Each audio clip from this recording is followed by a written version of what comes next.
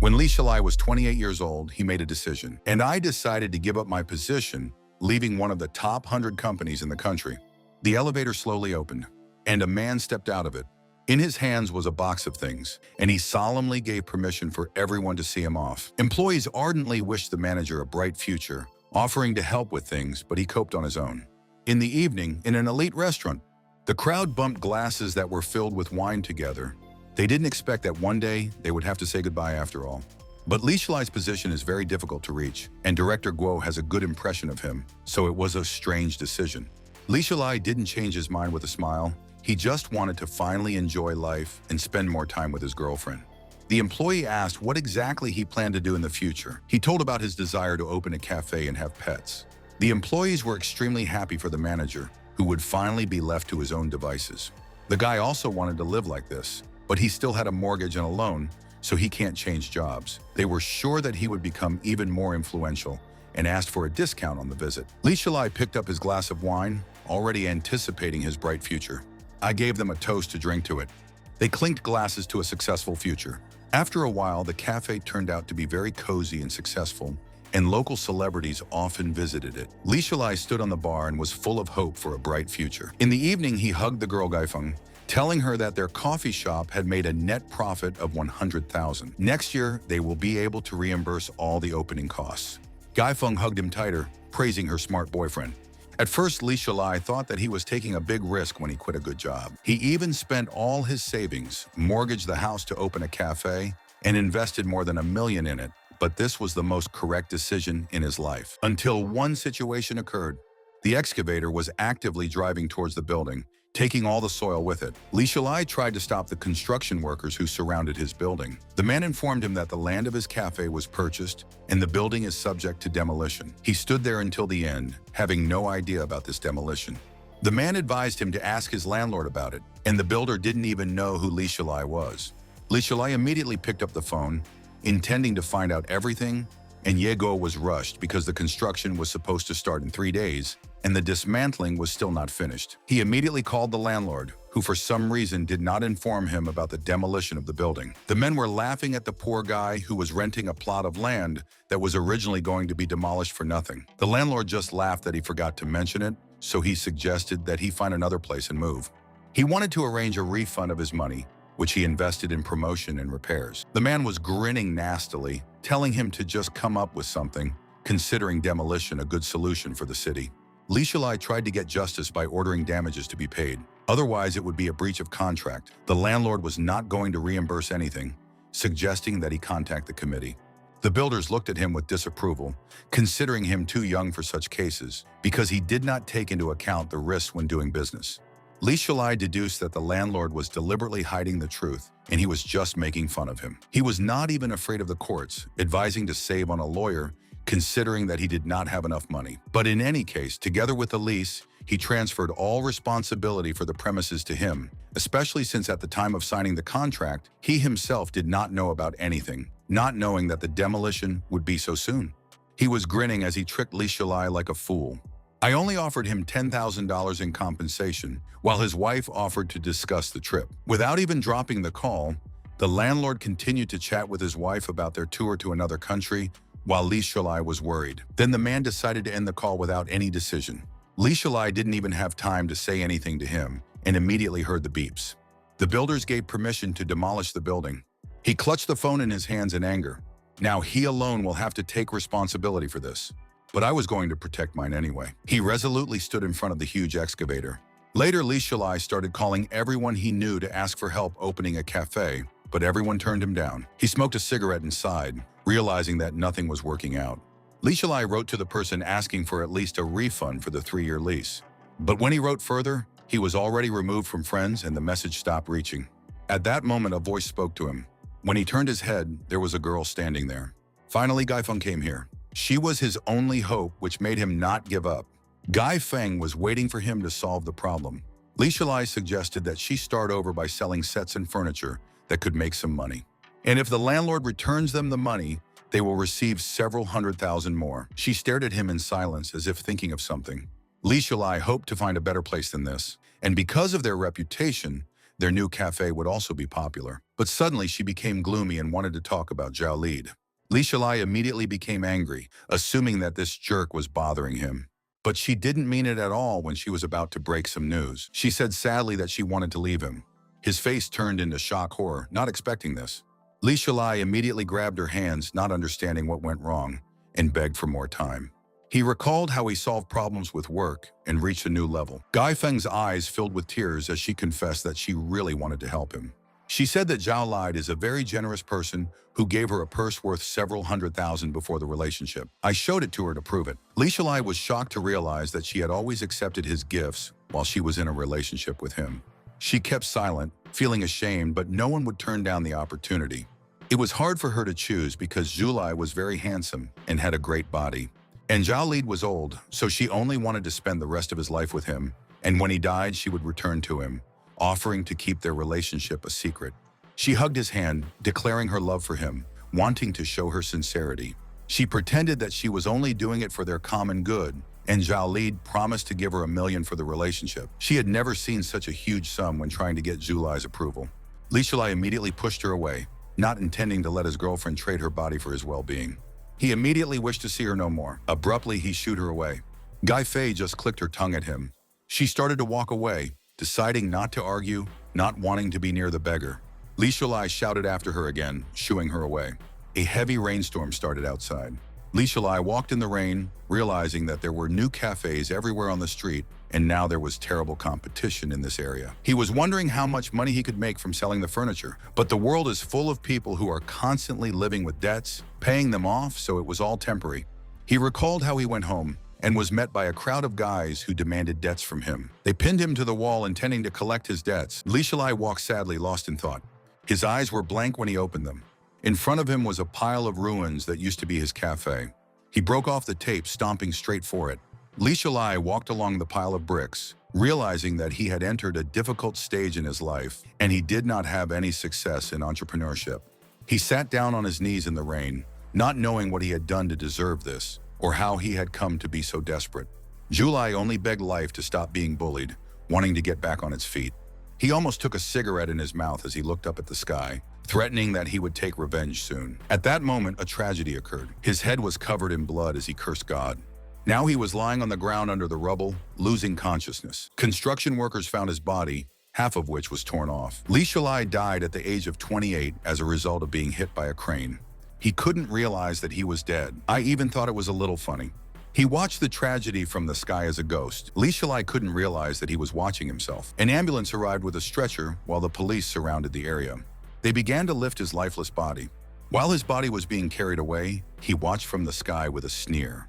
He understood that good people get good rewards, but he wasn't on that list. Li Shalai watched the place that was being strangely illuminated. He realized that this was exactly where his cafe had stood before it was demolished. Suddenly, rays of light lit up the entire sky around them. He covered his eyes with his hand, not understanding the reason. At this moment, his body skidded into project activation. The system started showing the bases of different companies. A carousel of memories from his life appeared before his eyes. As Beijing won the right to host the Olympic Games, as housing prices soared, and the opening of the Qinghai-Tibet Road. He didn't expect that he knew so much, but it had nothing to do with him. Suddenly, there were shots of a black hole, islands in the sky, and the appearance of a certain devil. The picture was getting clearer. The road ended abruptly and his foot flew off the cliff. Li Shalai didn't expect this at all and flew down. He screamed in the black abyss as he started to fall. His eyes closed and his teeth clenched in fear. At that moment, a light shone on his eyes and they opened. When the realization came to him, he was sitting in an unknown office next to a guy who was worried about a friend. He looked at the boy carefully. He recognized him as Zhang Ming, fearing that they were both in heaven. Zhang Ming had no idea what Zulai was talking about, but he was starting to worry more about Zulai's condition. He immediately stood up from his chair, trying to process everything.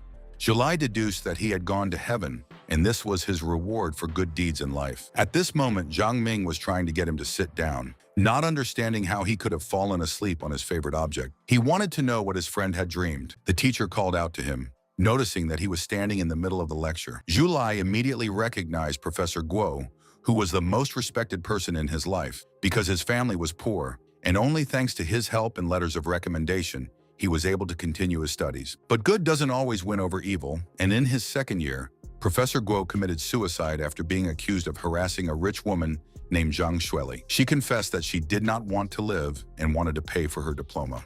Professor Guo swore that he didn't do it while being dragged away from her. As a result, he jumped off the building. Zhulai caught this moment with his own eyes as the most respected person in his life died. He immediately shook his hand, not doubting that he had gone to heaven.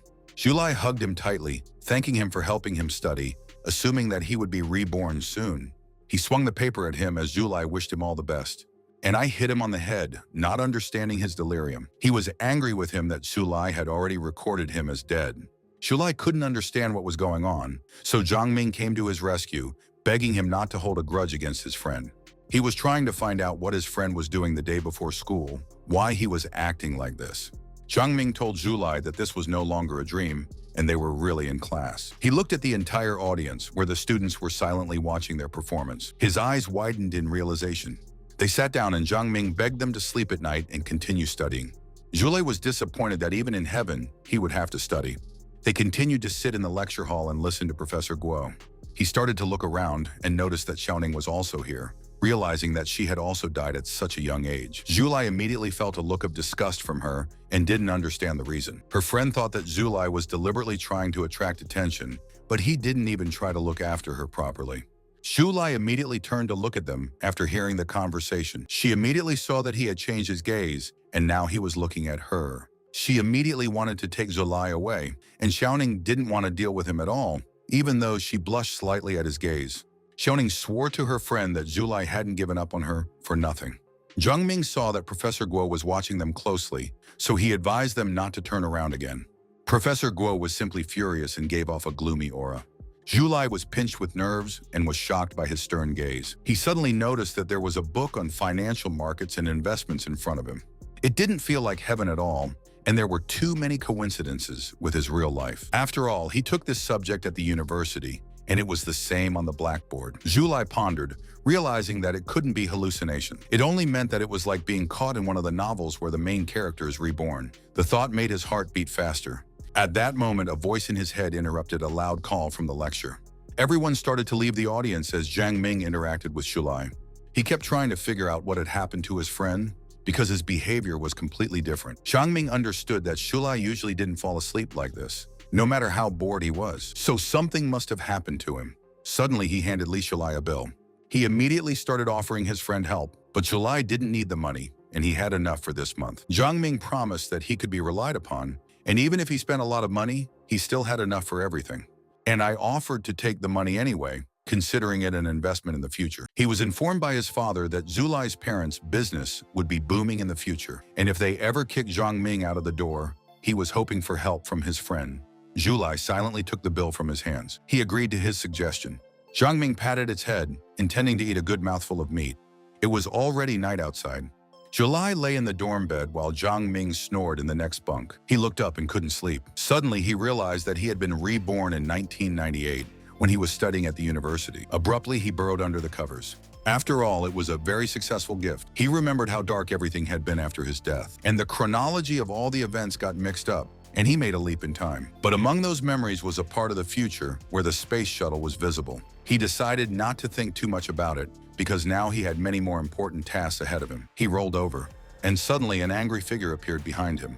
Zhang Ming was furious that Zhulai was tossing and turning again. Li Zhulai was terrified of his friend for suddenly appearing behind him, but he accepted that it was time for him to go to bed. He was relaxed that he could now change his fate. Zhang Ming recalled how he looked worried during the day, and now he was playing dumb. Zhulai crawled under the covers, realizing that he had been given a chance to change everything. He wanted to help his loved ones to avoid death. Memories of Gai Feng abandoning him at the worst possible moment, his landlord cheating on him, and the construction workers laughing at his helplessness kept replaying in his mind.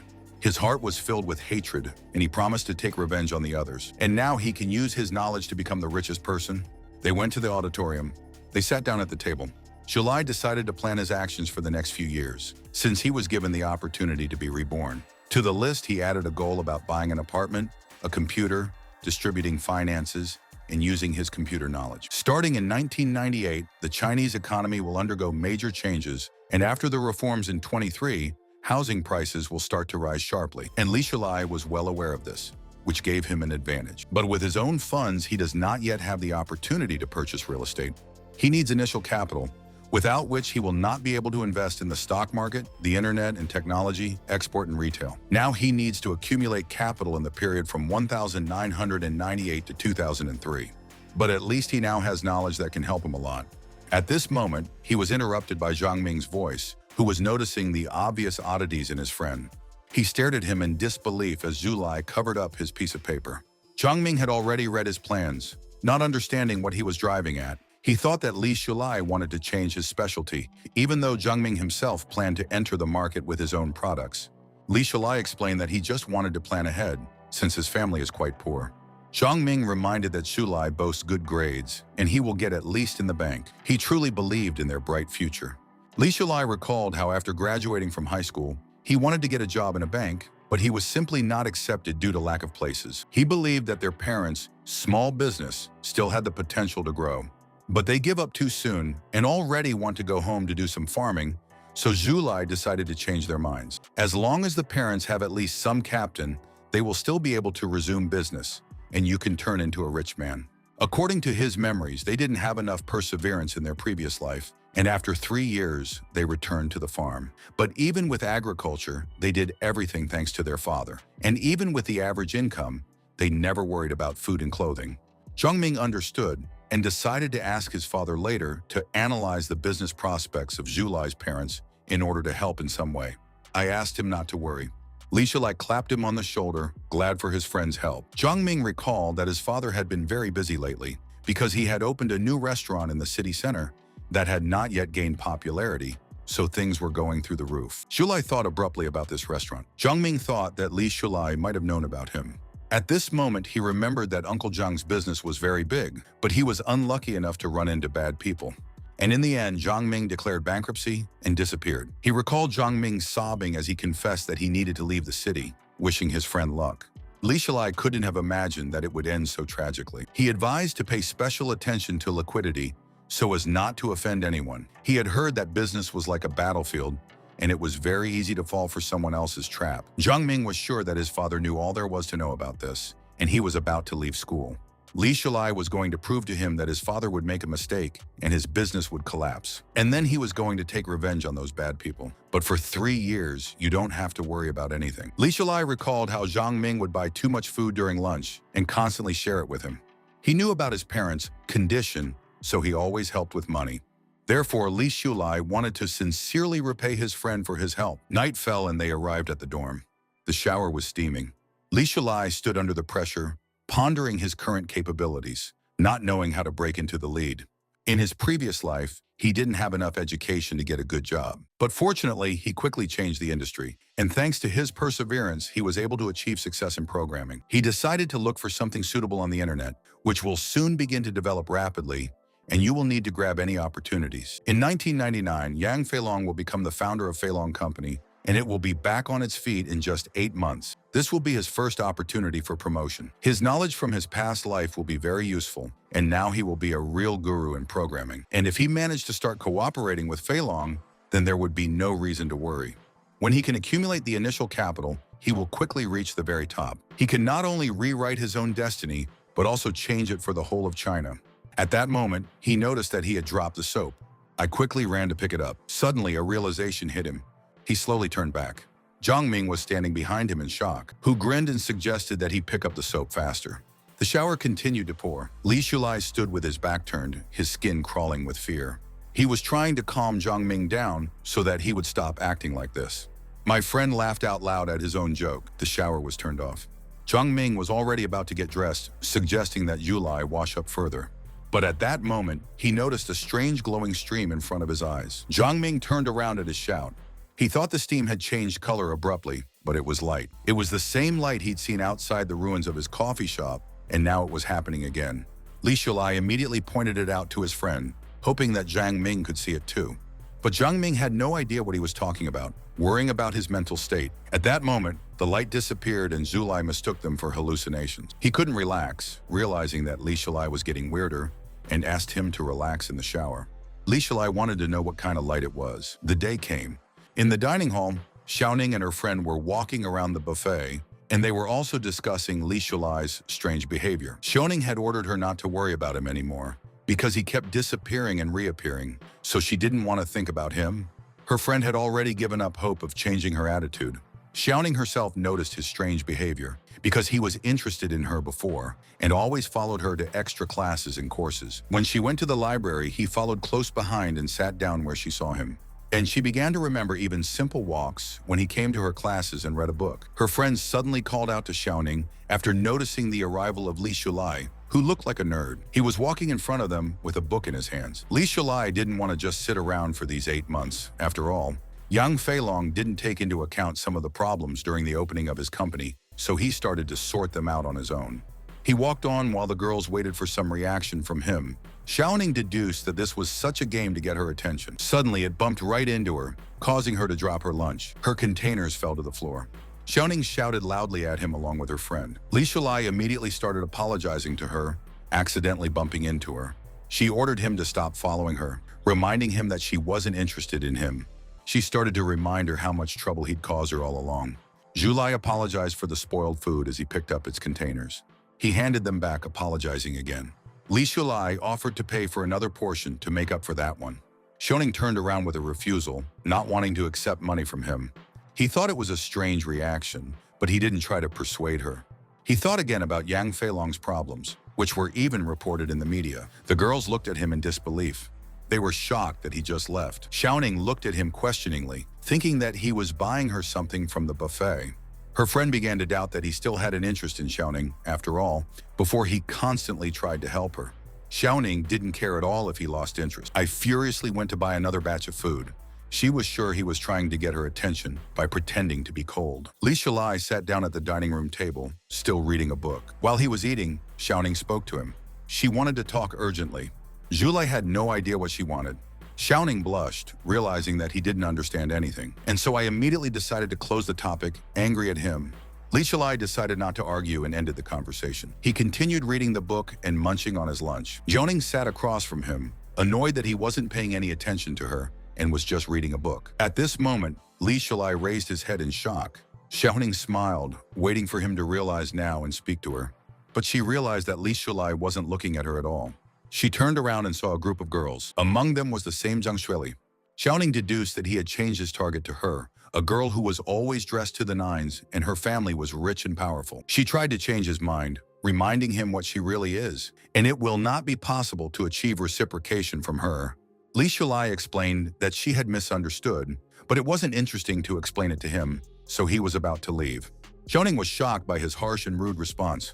He got up from the table and started to leave, but Xiaoning didn't want to be treated this way. All of his thoughts were filled with hatred for Zhang Xueli. After all, it was because of her that the professor committed suicide in a previous life. Zhang Xueli forced him to take such measures and used her status to bribe the media. Even his wife and son suffered at her hands, and their studies and work became hell.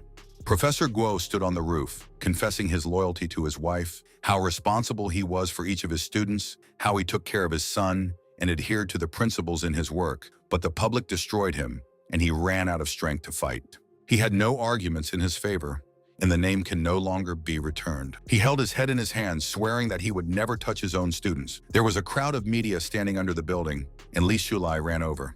He pushed past all the guys with cameras to call out to him and talk him out of it.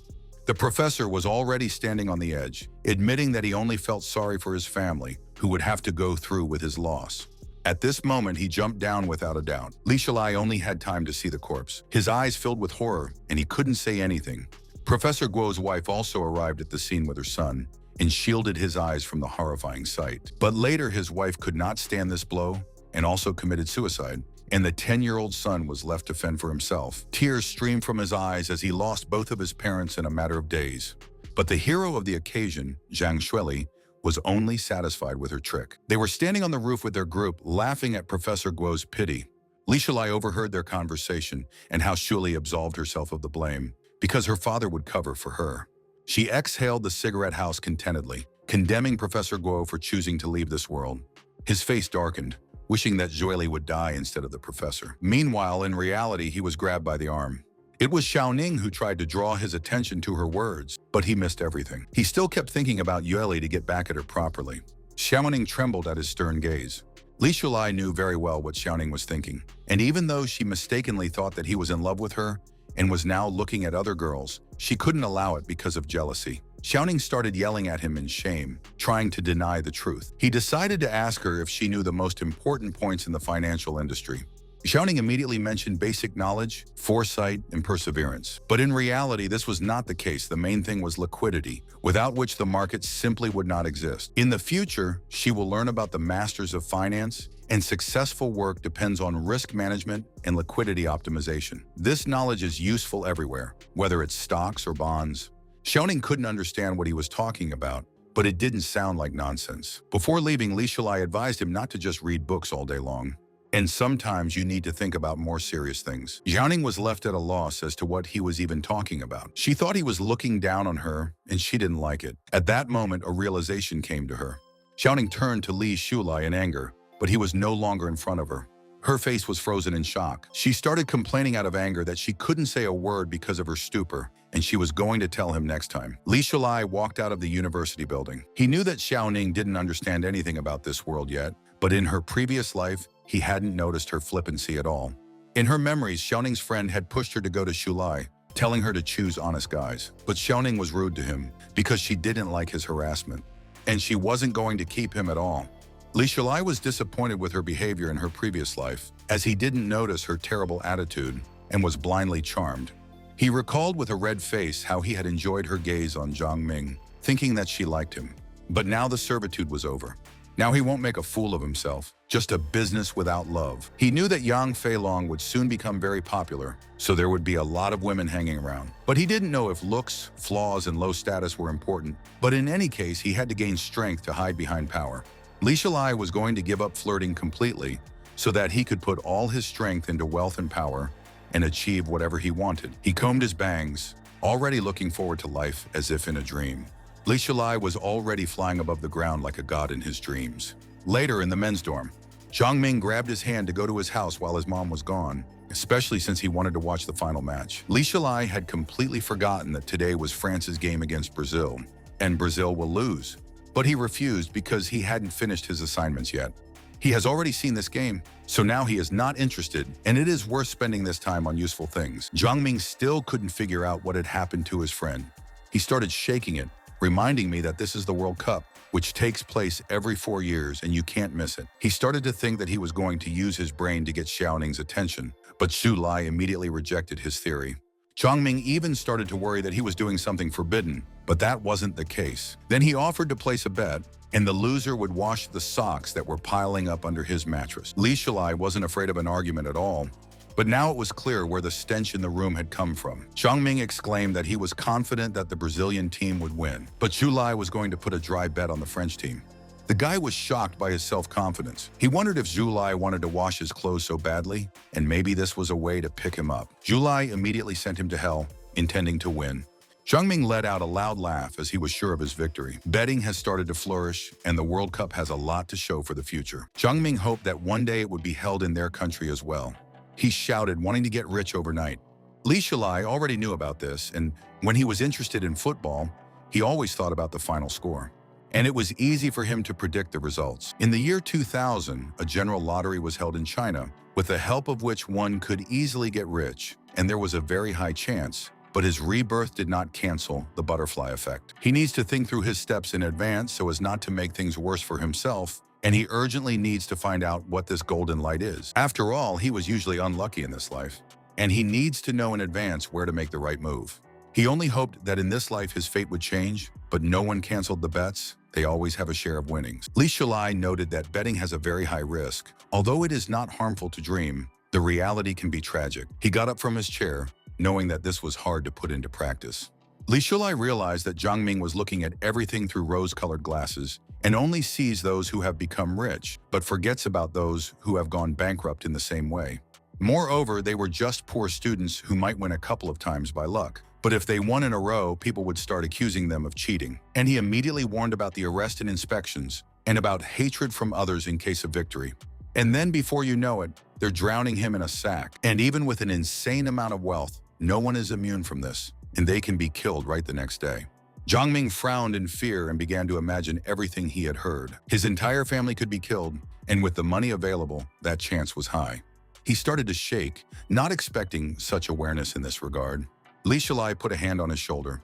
Now he could see him in his eyes, like a sage who advised him to absorb only positive energy. Zhang Ming tearfully swore that he would be honest and righteous. He thought that Zulai must have encountered something like this. Otherwise, how could he have such a rich knowledge? Zhang Ming chuckled and hugged his friend, thinking that he had become like this because of another rejection from his girlfriend. Li Shalai directly admitted that he didn't have time for falling in love, and he advised his friend to focus on himself, because the wealth will not be with him all his life. He clenched his fist in anger, not understanding what had gotten into his friend. After a while, Zhang Ming was about to leave the room with his things, asking if Shalai definitely didn't want to join in. But he confidently refused. Zhang Ming thought it was strange, because no kid wouldn't give up beer and soccer. Suddenly, it dawned on him that Zulai might have problems in a family that doesn't have money, so he tries to find part-time jobs. So he decided to just be there as an understanding friend, and finally clarified that you should not hesitate to ask for help. The door to the room slammed loudly as Zhang Ming left. Li Shalai regretted that they had separated in the past life, and Zhang Ming would definitely lend him a helping hand in that situation. Zhang Ming stood outside the door and wished his friend luck. And Zulai was going to do business. He went to the computer science classroom. He tapped the keyboard, enjoying the result. After all, I was finally able to connect. Thanks to innovations, it had no difficulties connecting, and it was the most popular software at that time. His diligence paid off, and right after class, he went here to write his own program. It was unexpected for him that the current computer was so useful. He took the disk out of the drive, and slowly he began to leave, not even expecting such success. In his hands lay the disc that was his stepping stone to success. In the hallway, meanwhile, Zhang Shueli was hugging one of the teachers, trying to seduce him. Li Shalai witnessed what was happening. He was simply disgusted by her behavior.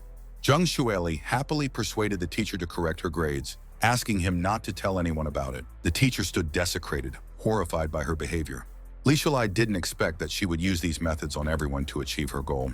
In his memories, he overheard a conversation between his friends. The girls had heard the story about Professor Guo, who was rumored to be the culprit in that situation, but they were afraid that it might be another lie of Yeli's. The second girl was sure that Julie was like a beautiful flower. But money wasn't the most important thing. She was in a powerful family, as if there was something else involved. My friend wanted to know more details. She agreed to tell everything only under the pretext of a secret. One of her roommates told her that Julie often doesn't return to the dorm, and even the teachers don't know her exact address. And Professor Guo was the one who suffered the most. Because of her lies, he had to leave this world. Those who did not succumb to her deception and temptation fell under a wave of threats and began to panic. In the previous case, Wang Huang had to drop out of school because of her. Teachers had to listen to her, because teachers sometimes perceive students as their own children, so they try to protect them, especially since she knows how to put pressure on everyone's weak point. The girl was furious that no one had revealed her true identity yet. But in reality, everyone was just afraid to take risks after the incident with Professor Guo. At this moment, a gloomy Li Shalai appeared behind them. The girls wanted to go somewhere else so that no one would interfere with them, but Li Shalai grabbed her arm. And he asked me to tell you more about it. There were tears in her eyes from fear, but she decided to tell everything. Now it was clear that another teacher had fallen into her net. No one would have thought that a beautiful girl would turn out to be a nasty snake that rules everyone as she wants. But Li Shalai had the ability to bring her down from the heavens to earth. For now, he had other goals. He needed to contact young Fei Long as soon as possible.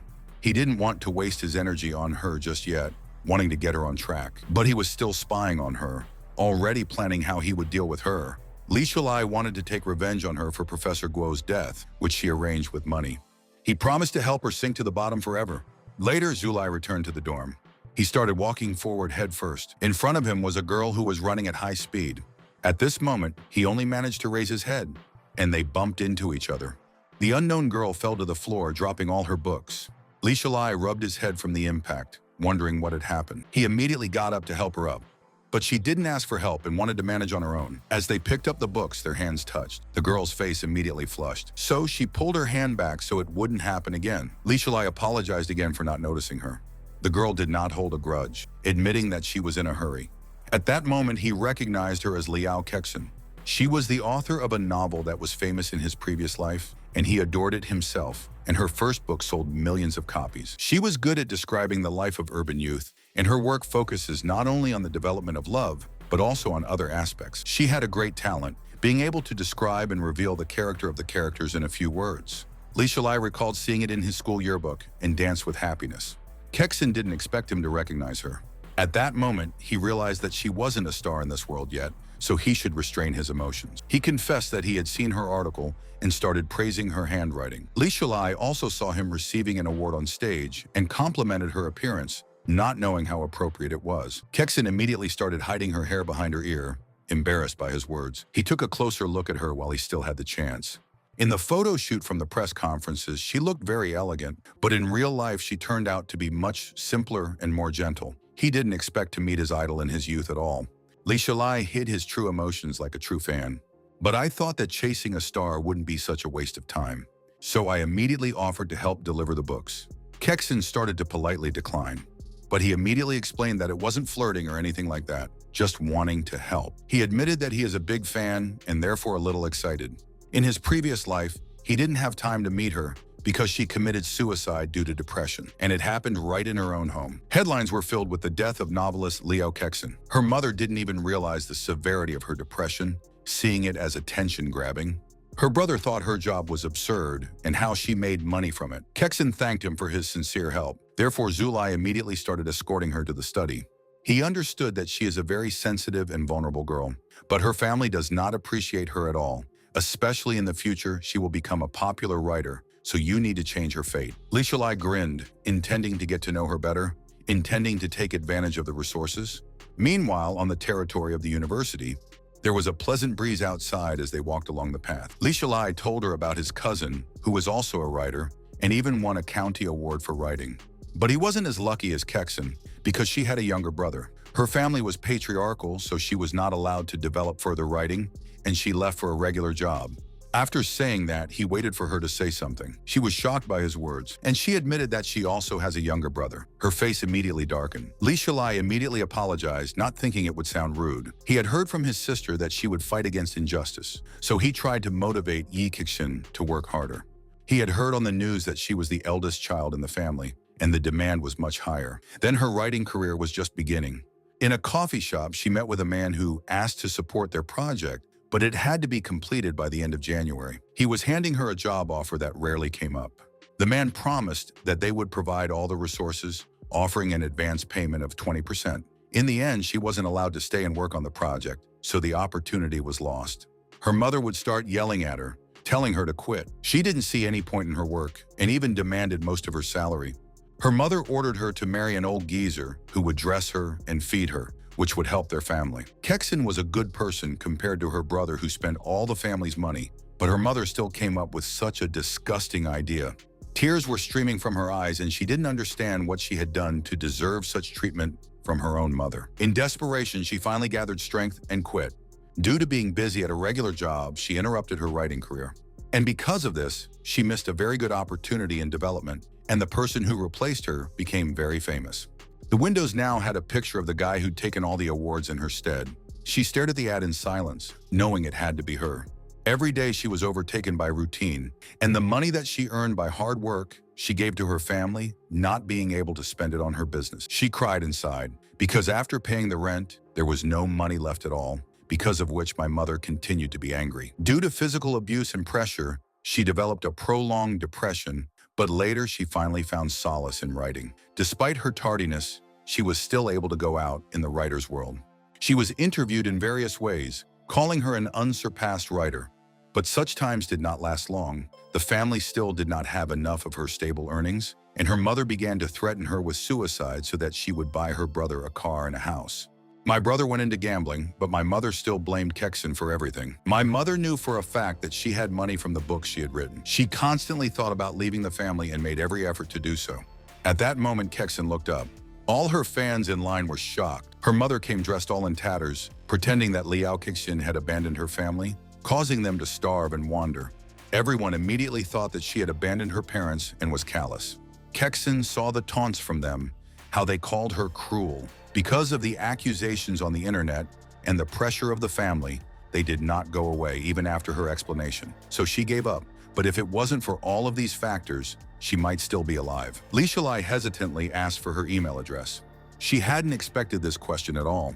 Shalai really wanted to keep in touch with her, but he was afraid that she would get rich in the future and forget about him, but he was still willing to even brag about the great writer's contacts.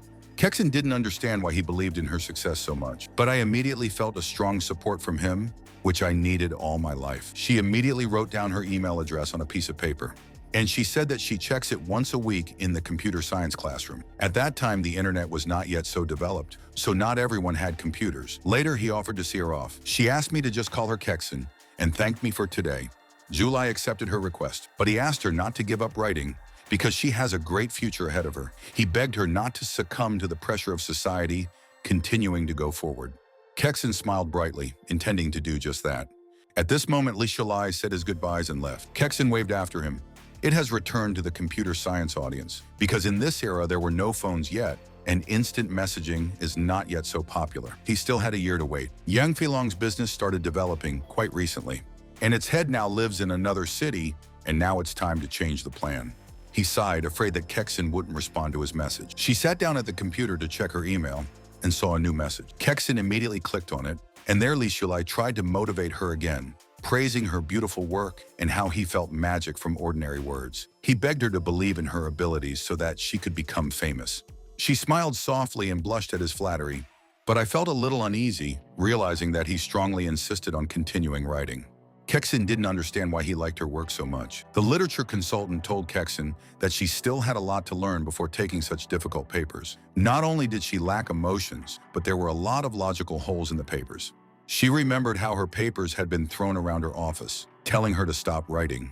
But no one saw her efforts, and perhaps the reader will have a completely different assessment of her work. Therefore, she was willing to work hard and go for her goal despite the difficulties. She sent him her message. An immediate response came in, and Zulai asked if she was in class right now. Kexon was surprised by the quick response, assuming that he was also in the computer science classroom right now. Then she herself suggested that they have lunch together. And Li Shilai immediately agreed, going to meet in front of the lab. Later, they met at the designated place. Kexon handed him the papers with a couple of excerpts that she had written recently and wanted to hear his opinion. Li Shilai immediately recognized the novel Motes in the Heart, which she started writing in 1998. He was sweating with nerves when he held such a thing in his hands, where old phrases and sayings were collected. For this book, she received many of her own awards and was almost nominated for a Nobel Prize. Kexon was starting to get nervous that things were really bad in her job. But Li Shilai didn't understand why such a negative opinion came from. Kexon admitted to her teacher's opinion that he immediately rejected her work, so she wanted to hear from him as well. But she really liked the job, even though it looked bad from the outside. Li Shilai immediately recalled that in the interview, she had told him about the teacher who rejected her work, calling it too boring. Because of this, she almost gave up, but she liked her work too much, so she went to the publishing house on her own and gave the work away.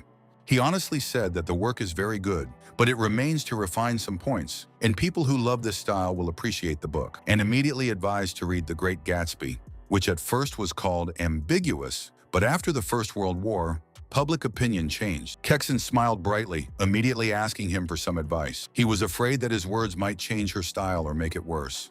Li Shilai steeled himself to say the right words. He gave her advice that she should follow her original plans without paying any attention to anyone. Li Shilai considered all people different, so he couldn't fully appreciate the work in progress yet. Kexon began to think that he was trying to smooth things over and imply that she was a bad writer. Li Shilai wasn't a professional in this matter, and he didn't want to mislead her. Moreover, she should not rely so much on the opinion of others because it is better to have her own. And if she likes her work, then it's good enough. It is better to continue doing what you like, and you should not change your attitude to work because of someone else. Eventually, she will have readers who will appreciate her work. It may not be in the standard of literary critics, but the hearts of many readers will definitely be touched. And Li Shilai, who was already a big fan of it, is an example of this. Kexon didn't expect to hear such wise words from him. In him, she saw her own ray of hope and the man who finally understood her. Her eyes lit up with motivation and happiness as she was encouraged to continue. She paused, remembering other people's opinions. Her mother constantly criticized her for writing because it did not bear any fruit while her second cousin paid for her studies. Her father had ordered her to learn to do laundry and cook instead of reading stupid books. Her younger brother judged her for her looks because the other guys who were sisters were so much cooler. Li Shilai advised her to adapt, and then everything will work out. And in the end, it will definitely be published. Kexon snapped out of her thoughts, realizing that she had hope now. With a bright smile, she thanked him for his faith in her. At this moment, Xiaoning saw their conversation. Her friend recognized Li Zhulai immediately. She remembered that he hadn't spoken to her in a very long time, and she was afraid that what he said was true. The friend started laughing that his liking had passed, and now Zhulai was walking with other girls. So I also fell for a village girl who doesn't look like a student. She didn't understand how anyone could trade Yaoning for her. Xiaoning immediately gagged her, pretending that she didn't care about him.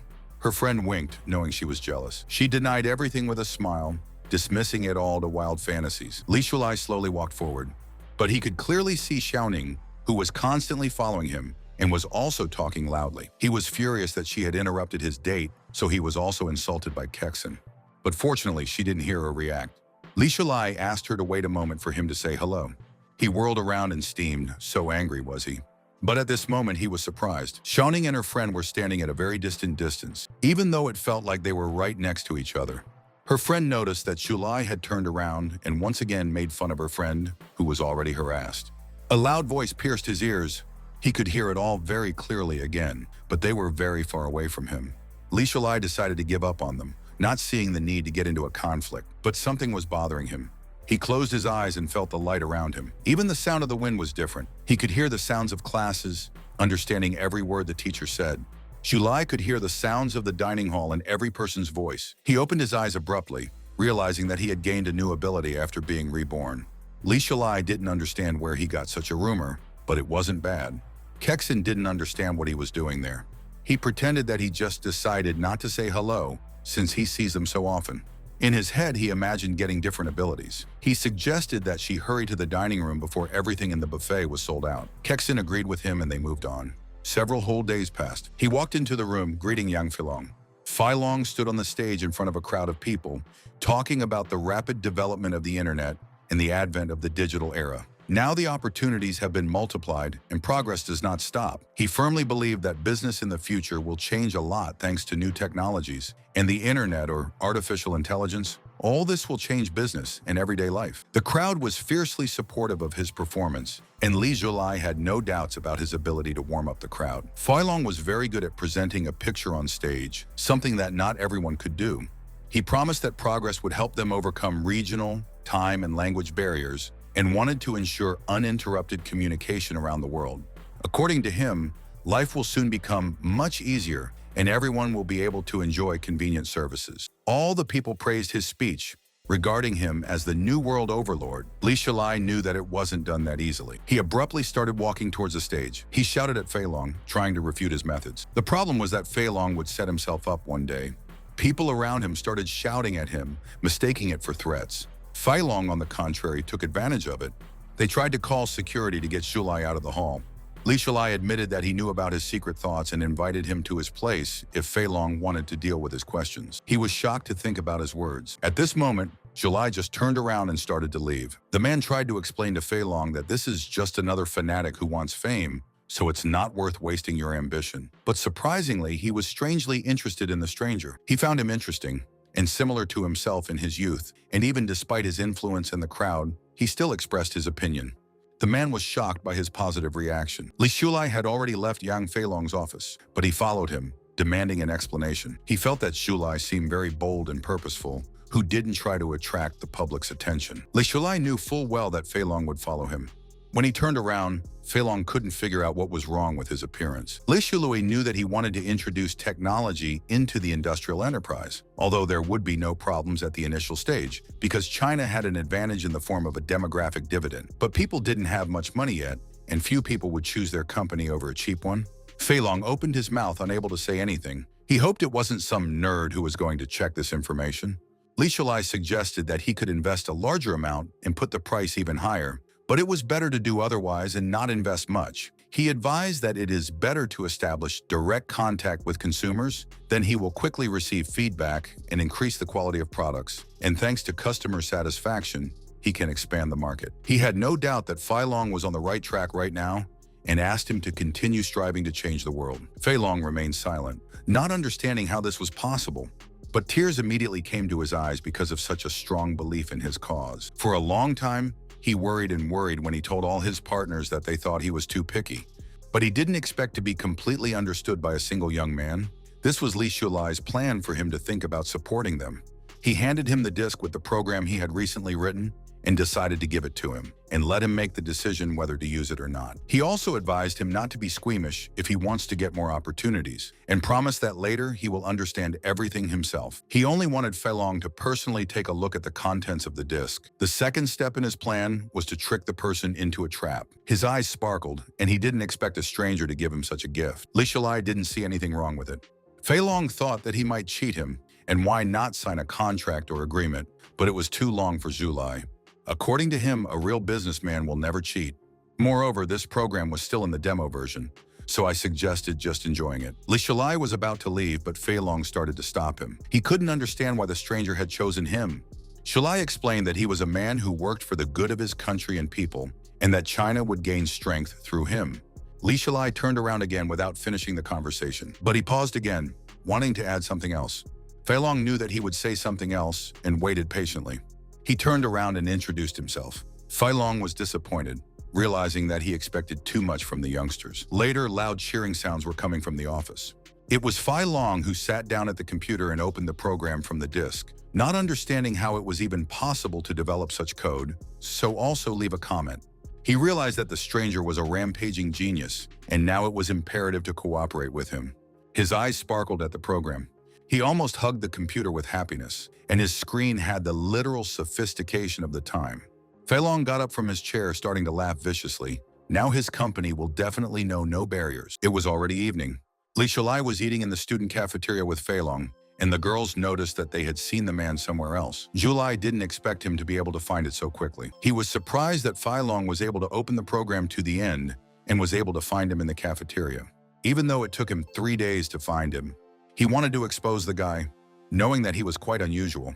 Zulai knew that the man would definitely go looking for him, so as not to miss this opportunity. Fei Long realized that this was logical, but his head wasn't always clear.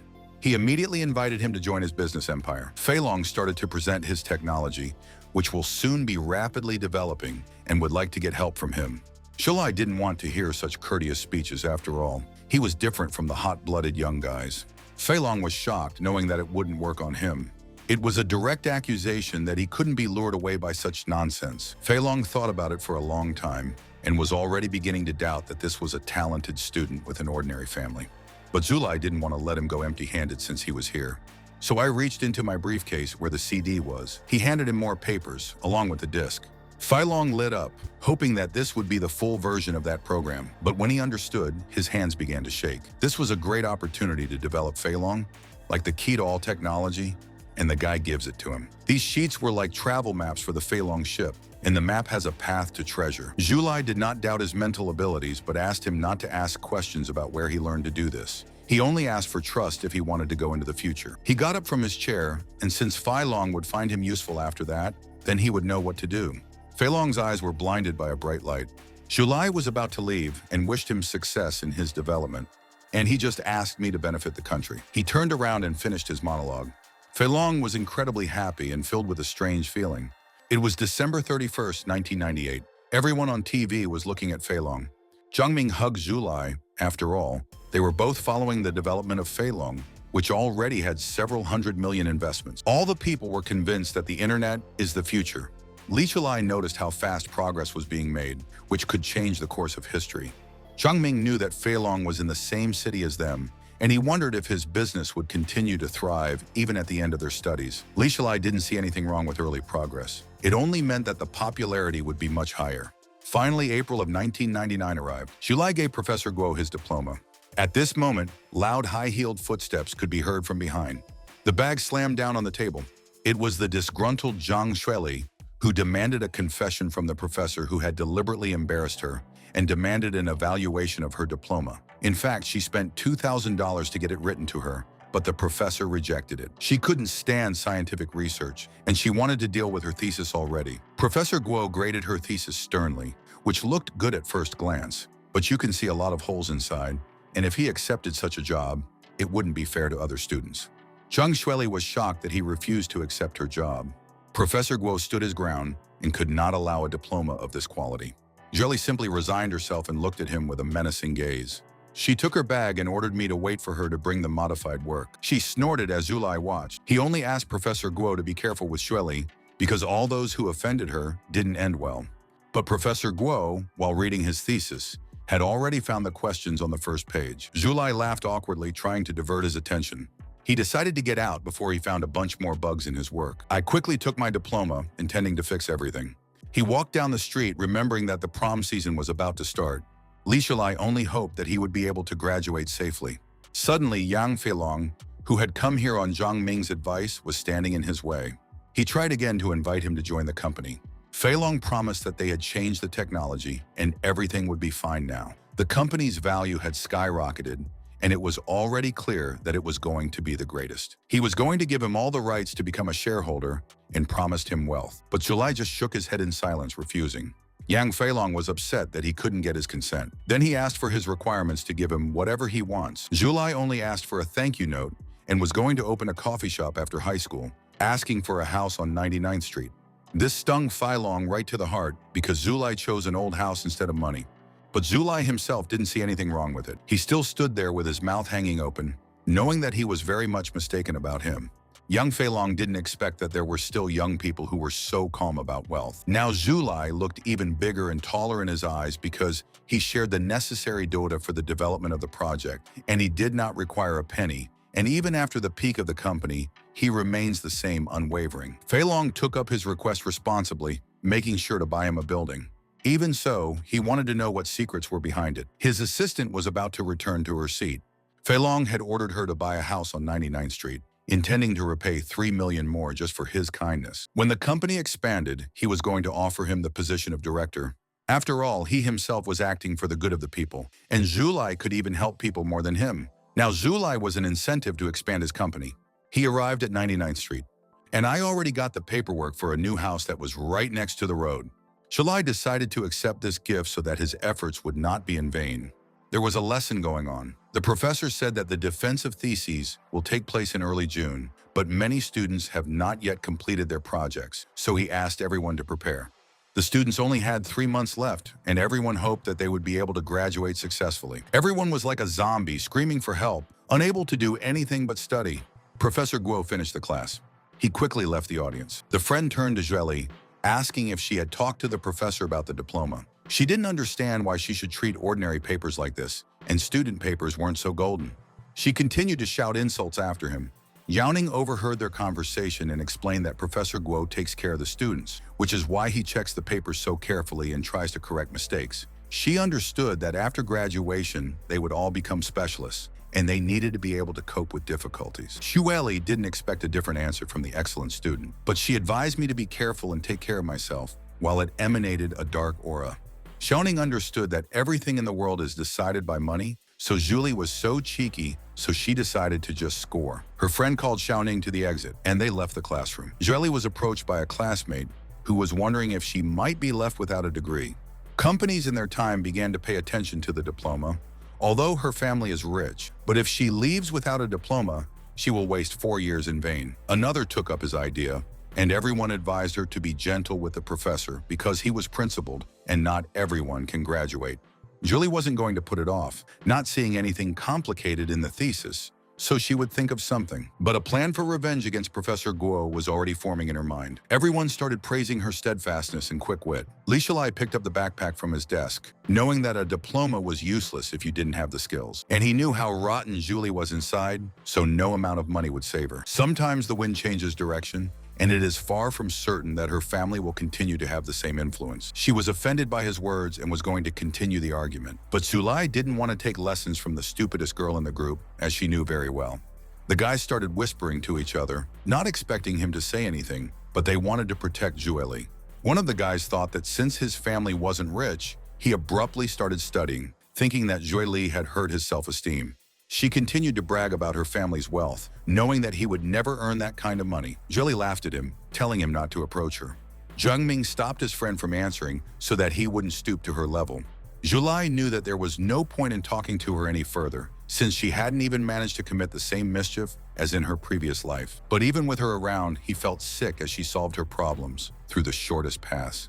He turned to her, remembering that her father only had $5 million and didn't go any further than their city. The guys were shocked because the amount was still large and continued to insult him. Shulai reminded her that there are many people in the world who are cooler than her father, reminding her that someone can use her own methods. He grinned as he prepared to bury it in the ground. Shulai was going to wait until it sank to the bottom. She clenched her fist, looking down, not understanding why he was so angry. Shulai just went with Zhang Ming to the canteen to eat lunch. He hugged his friend, praising him for his actions, but Shulai didn't understand this. Shulai abruptly ran after them, shouting at their backs. Zhang Ming was trying to warn him when she pulled her hands towards him.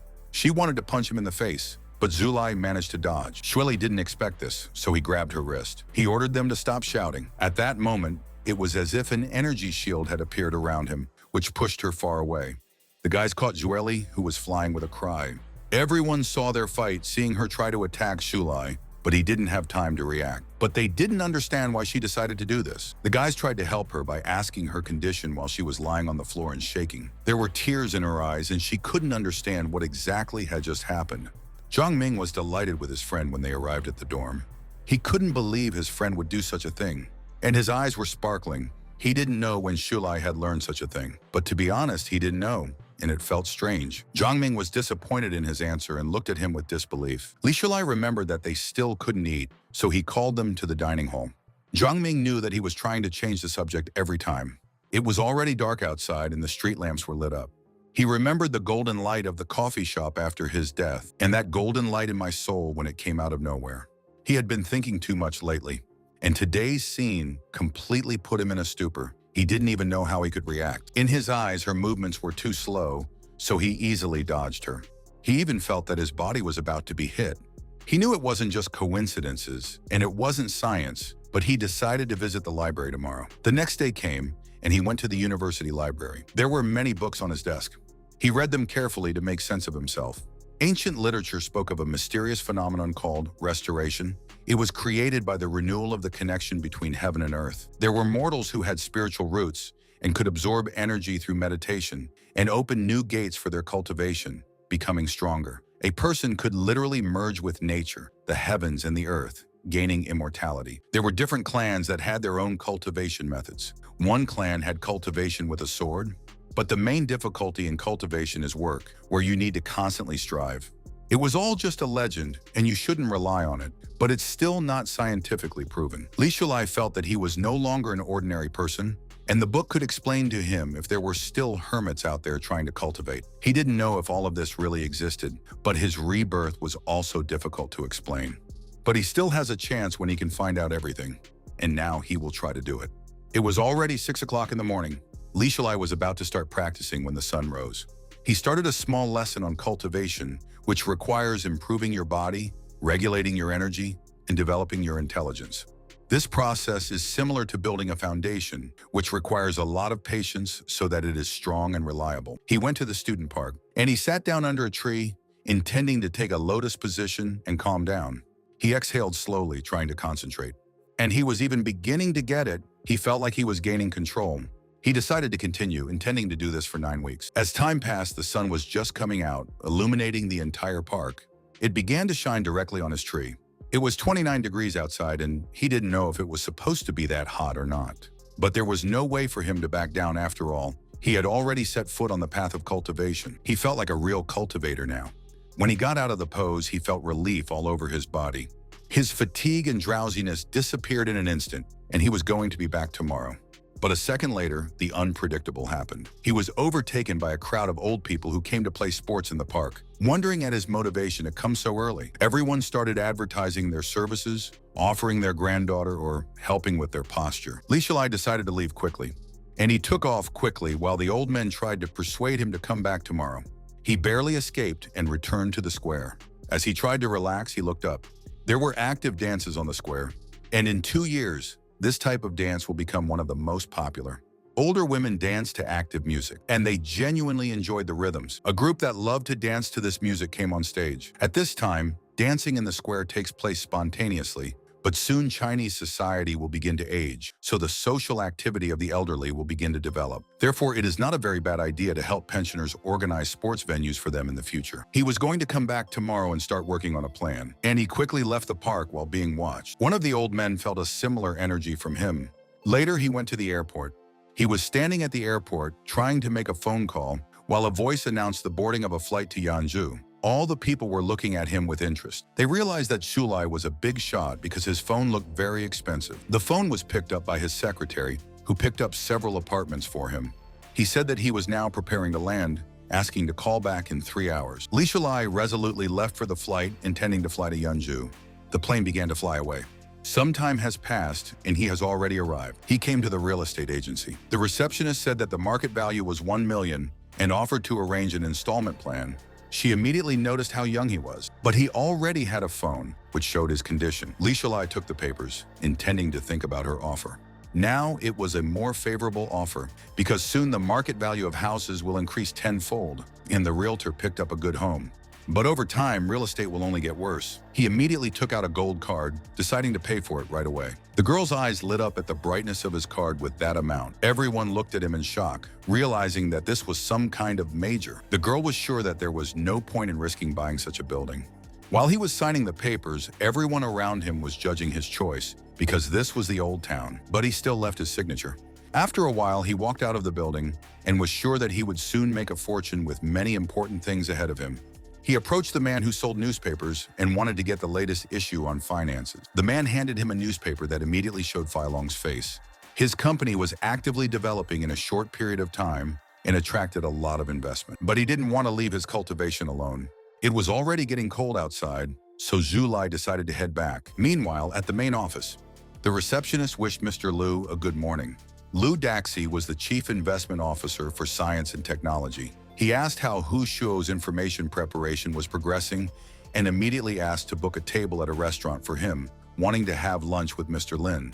The girl said that a young man was looking for him and he had important business. Liu Daxi immediately refused her offer, not even wanting to listen. He assumed that this was just another person who wanted to talk to him about their dreams.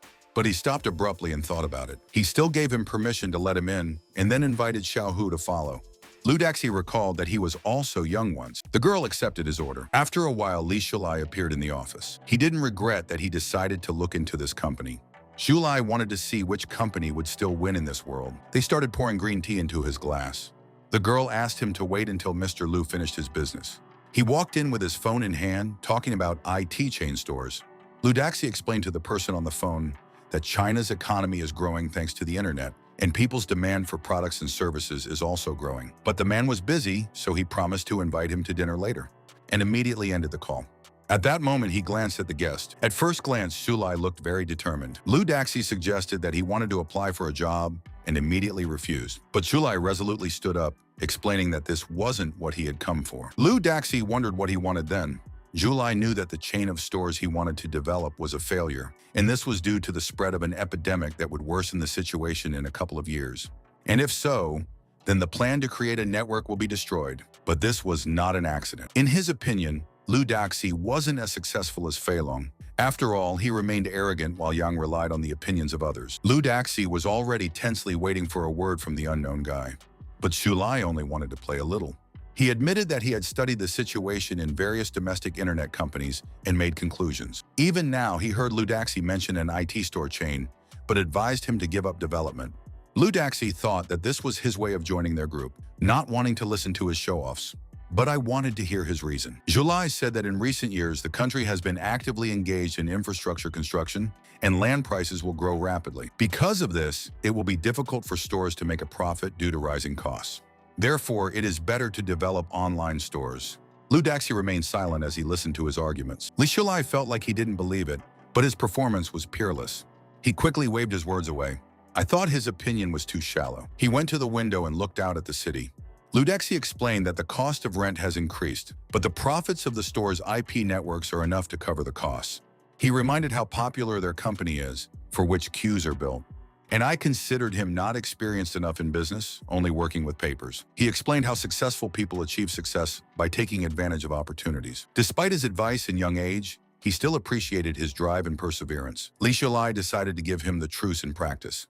Since he already knew the truth, he began to give advice that electronica had its own logistics, and it could increase at any time, so you should be more careful. Lu Daxi laughed out loud at his words, comparing him to himself in his youth. After a moment, he changed his expression to a grim one, realizing that the guy in front of him could achieve a lot. Li Shulai decided to entrust everything to time. I handed him my card in case he wanted to contact him for help. Lu Daxi silently took the card from his hands. He looked at her with a disgusted sigh. He quickly threw the card down. The business card fell right into the trash can. After that, he just walked away from the trash can, and it only took a couple of seconds. How he'd come up to her again to get her business card. He couldn't understand why he couldn't stop thinking about that boy. It felt very strange. He put the card in the box, and he was going to make him the main witness when his IP address empire was completed. Li Shulai walked out of the building with a smile. He looked up at the bright sky, knowing that Lu Daxi wouldn't give up on his plan because of his words. But he was just going to wait for Lu Daxi to find it himself. They were both going to shame each other out of ignorance. Now it was Chandu's turn. He came back to the university, and I came to the men's dorm. He set down his suitcase.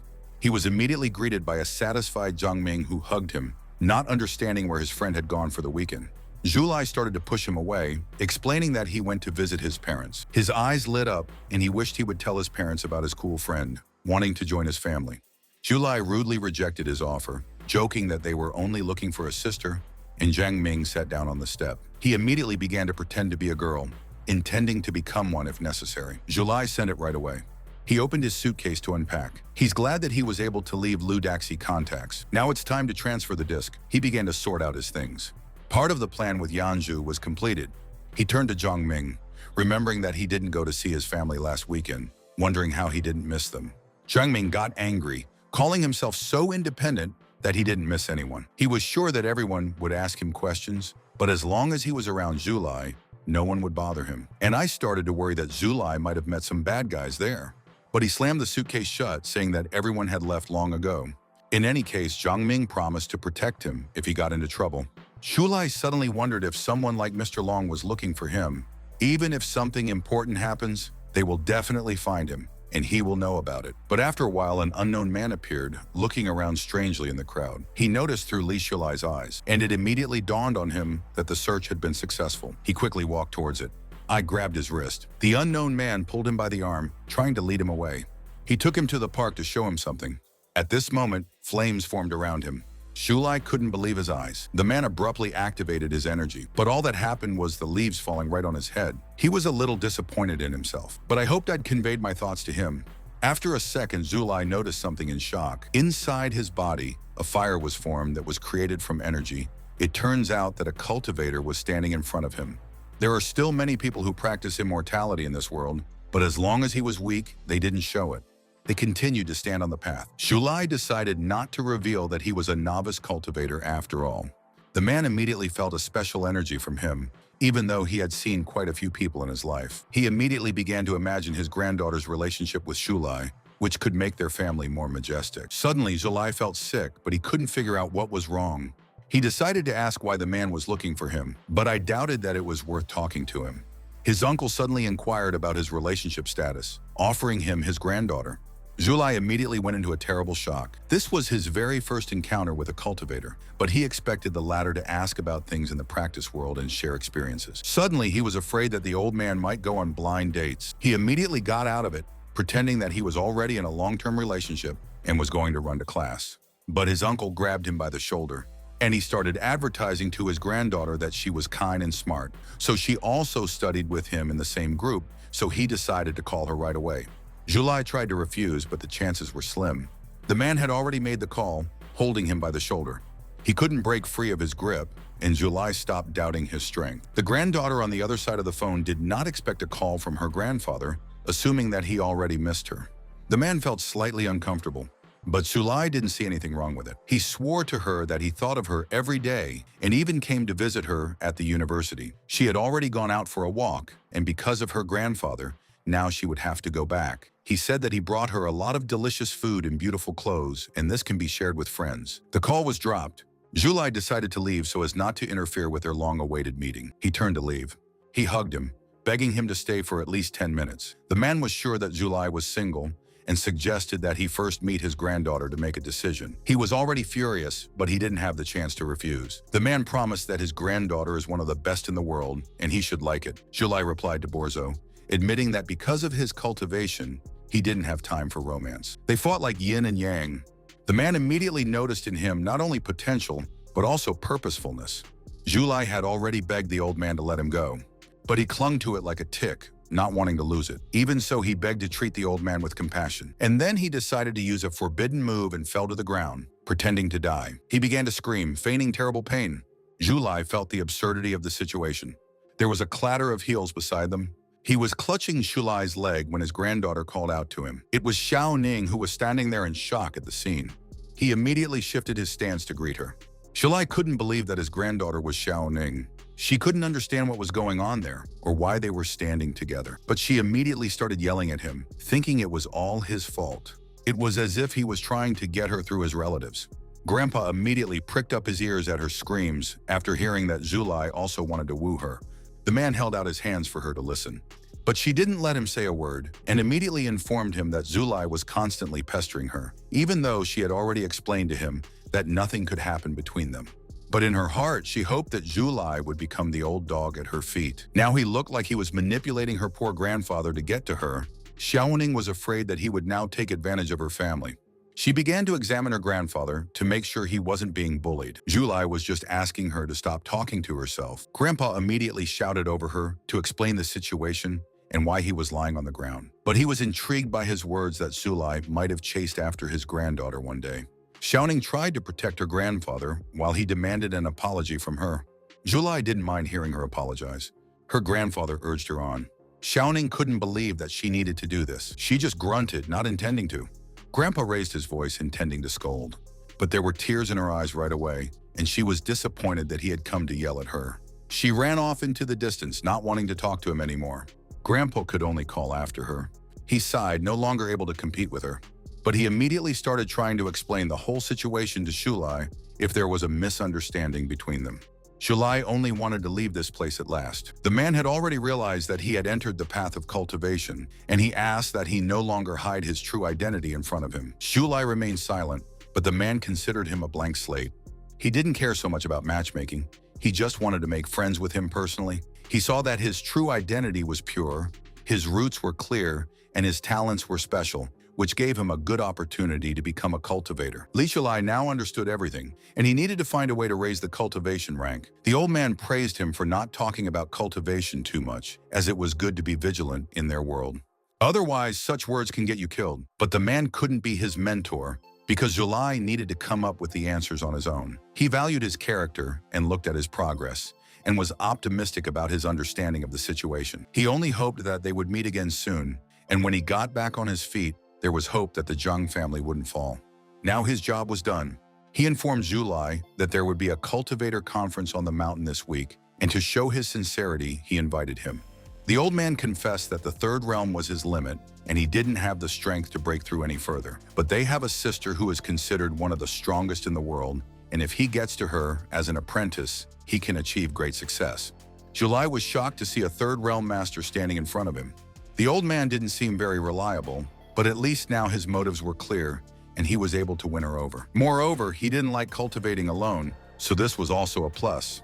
He felt that the old man had a decent level and experience, but he was interested in information about his sister, who can help him. Then he decided not to deny him at least that much, and I promised to get in touch with him. The old man heaved a sigh of relief, but then he remembered that he still had to talk to the stubborn Xiaoning. It was Sunday, and Xiaoning was sad that her grandfather didn't understand how he had taken Zulai's bait. She highly doubted that he had any aptitude for cultivation. So I decided to check it out on my own. She even opened the taxi door for him, albeit with a forced grimace. The two of them got into the car, and they left quickly. Even in the car, he made some notes. On that day, her grandfather came to her, confessing that he just wanted to bring them together and suggested that they think about it, because Zulai was a very good person. But she had a strong feeling that he had changed. In her eyes, he somehow became better, and she even looked at him. But at the same time, she shook her head, not understanding what was wrong with her. Not only has he become cuter, but Grandpa is also trying to force him on, and she can easily fall for the trap. Zhulai wrote down the names on paper, waiting for an answer. He had given Lin Yanhong the disc over a week ago, but there was still no response. Zhulai began to worry that something had happened and the administration might not hand over the disc. It took him a long time to create the program, and Feilong reacted positively, immediately contacting him. But if he doesn't answer, then things will go badly. There was no way Zhulai was willing to repeat his past life. He turned abruptly.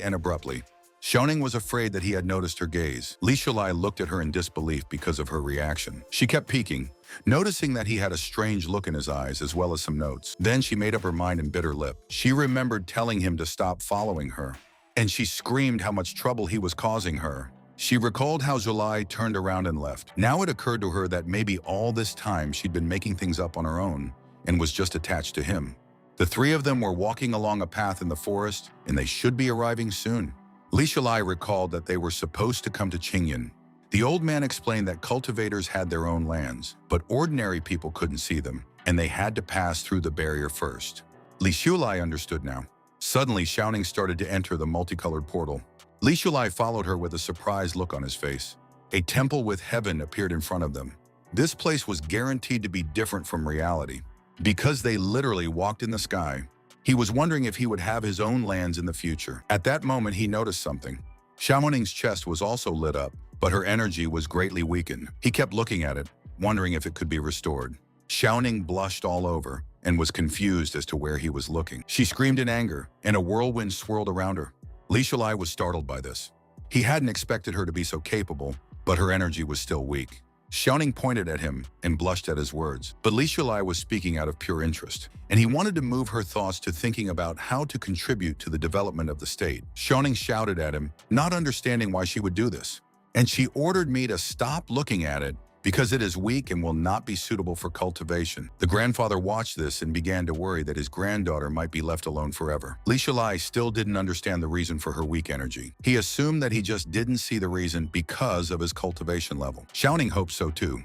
But even with their complicated personalities, Grandpa believed they would make a good family. When they came to the temple, there was a crowd of people. They all looked unconventional, and they were also cultivators. Zhulai hadn't expected this at all, and he wondered if similar events were being held in other cities. The place was both ordinary and unusual, and there was even a man in a postman's uniform standing in front of it.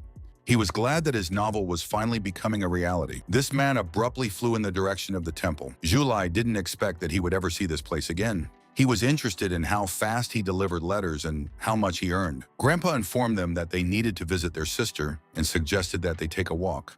They stomped along the path, and we found ourselves in a gorgeous courtyard with its own swimming pool. They went to her sister's room, and the old man informed her that Xiaoning had brought a boy. The girl immediately blushed and ordered not to speak like that. Li Shulai knew that the old man didn't understand at all. He expected what would happen next, thinking that cultivators must have some special skills that ordinary people couldn't see and had to hide it. Xiaoning looked at his reaction, but it seemed that he didn't mind his grandfather's words. Li Shulai looked at her out of the corner of his eye, not understanding why Xiaoning hadn't told him about this before. He smiled, feeling a certain freshness in the place.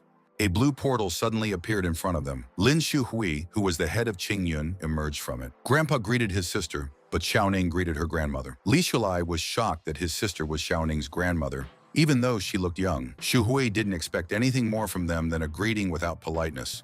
Grandpa blushed, blooming at her words. She patted his head and noticed that he was starting to look younger, which meant that his cultivation was progressing well. He believed that it was all thanks to her. Li Shulai listened to their cute dialogues with huge eyes. I decided to calm down. He had read in online articles that the higher a cultivator's cultivation level, the younger they would become, and this gave the answer. My sister asked me to talk about any difficulties that might arise. The old man hugged her and agreed with everything she said. Shulai could feel how righteous and kind she was, even from her appearance, but everything felt very strange. She clarified whether he was really Xiaoning's target and felt how pure his true self was. Xiaoning immediately explained that this was her grandfather's fantasy, and they were just classmates. She looked down at them, blaming them for bringing the wrong Xiaoning guy. Grandpa immediately made up his mind that he saw Shulai as a good and talented guy, wanting to make him his disciple. Her sister rubbed her lips, peering at him. Li Shulai looked brilliant and statuesque. Then she suggested that you first get acquainted with everything. Grandpa abruptly put a hand on his shoulder, but I immediately congratulated him on something. Li Shulai looked at him in bewilderment. not understanding why he was being congratulated. He explained that his sister would immediately refuse to do this if she was dissatisfied, so everything is in order. My grandfather grinned, assuming that some kind of test was waiting for him soon. So he wished him luck. They arrived at the banquet and everyone started chatting and eating. At this moment, the sound of high heels could be heard in the hall. Everyone immediately lowered their heads to greet their sister. On the other hand, everyone also fell silent and politely closed their eyes. She allowed everyone to sit down, and she announced that in a year's time, everyone should advance in their cultivation and their energy should be purified. Everyone had to refrain from being arrogant and work hard to make progress. Li Shalai didn't know if the general change in energy was due to his rebirth, but he put it down to mere coincidence. Sis announced that, as always, they would hold a small event, and whoever won first place would receive a generous reward in the form of new weapons. Last year, the winner received a flying magic weapon, and you can use it to travel thousands of miles a day. Everyone was shouting, wondering how much they would spend on them this year. The man was confident that his family would win, and the other was sure of the opposite. My grandfather grinned. He solemnly introduced his new student to them. Everyone thought that he must be a genius if the master chose him, especially since he was full of energy. Li Shalai clenched his teeth in embarrassment and anger. He tugged at his grandfather's t-shirt, and he reminded me that he is an ordinary beginner who has not even managed to learn one technique yet. The old man supported him, explaining that the event was only for entertainment, but he knew that his sister had prepared her own event for Zulai. Li Shalai trusted him blindly, even though he didn't want to be a part of it. Xiaoning immediately heard their conversation, and she was angry that Zulai was already calling his grandfather uncle. The old man promised that Li Shalai would figure it out for himself soon. They went outside and walked around the temple. At one point, they went upstairs and Zulai noticed something. He was completely shocked. There were people flying swords in front of him, and he couldn't believe that cultivators were capable of such a thing. The guys were fighting against an unknown creature. Dragons were coming out of their hands. Li Shalai stood still and couldn't believe what he saw when it was all just his imagination. And in front of them were guys who were just peacefully preparing food. First, they cultivated hard, and then they cooked. Zulai looked around and realized that no one was reacting as strangely as him.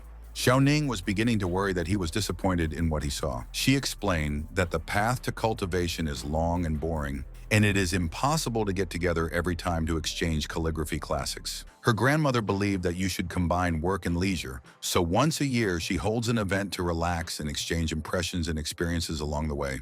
My sister's hobby was just delicious food, and if you satisfy her, you're a winner.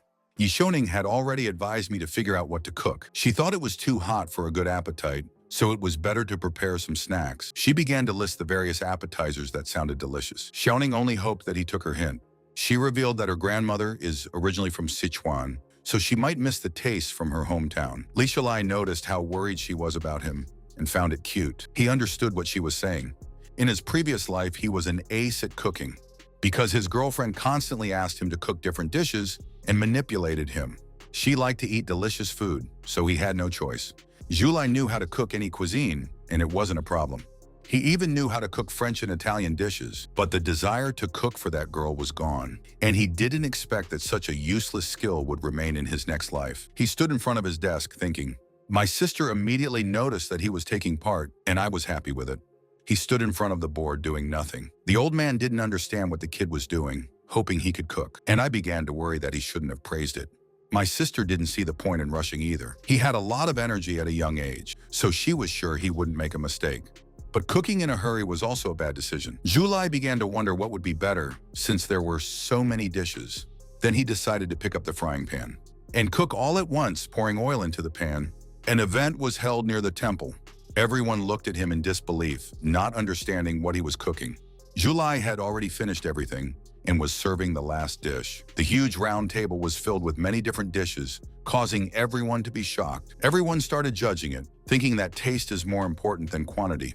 The guys started to humiliate him, suggesting that he wasn't good at cultivation. An unknown man who Zulai wasn't previously familiar with appeared. He too was sure that this act would only disgust the chief. Zulai wasn't interested in their opinions, and he wasn't afraid of her rejection. Everyone kept talking about him, waiting for the head to kick him out. Li Shalai stood next to them and suffered from the noisy shouts as the chief silently watched. The old man was standing next to her and gave her a sidelong glance. Even so, he could see that she was just trying to hide her emotions. After all, she was tapping her finger on the chair. But he was glad that his sister was so keen and how well he knew her. He cleared his throat. And drawing Shulai's attention, he showed a good sign. He smiled at him as if nothing was happening.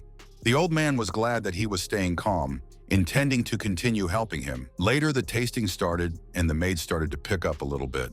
They picked up various dishes with chopsticks and put them on their plates.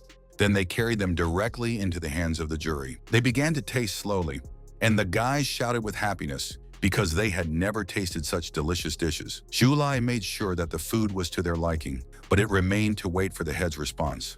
She walked slowly over to his large desk, and the girls presented them with fish soup. She started to taste the first soup, and it tasted better than she expected. Then she started eating the fifth dish, red pepper fish heads. And this dish was definitely to her taste from the look on her face. Li Shulai was glad that her reaction was positive. The 10th course was Ma Oksewon. The other participants couldn't believe that he knew so many recipes. She started to try the 12th course, which had spicy soy curd. My sister was very surprised that he had prepared her favorite dish.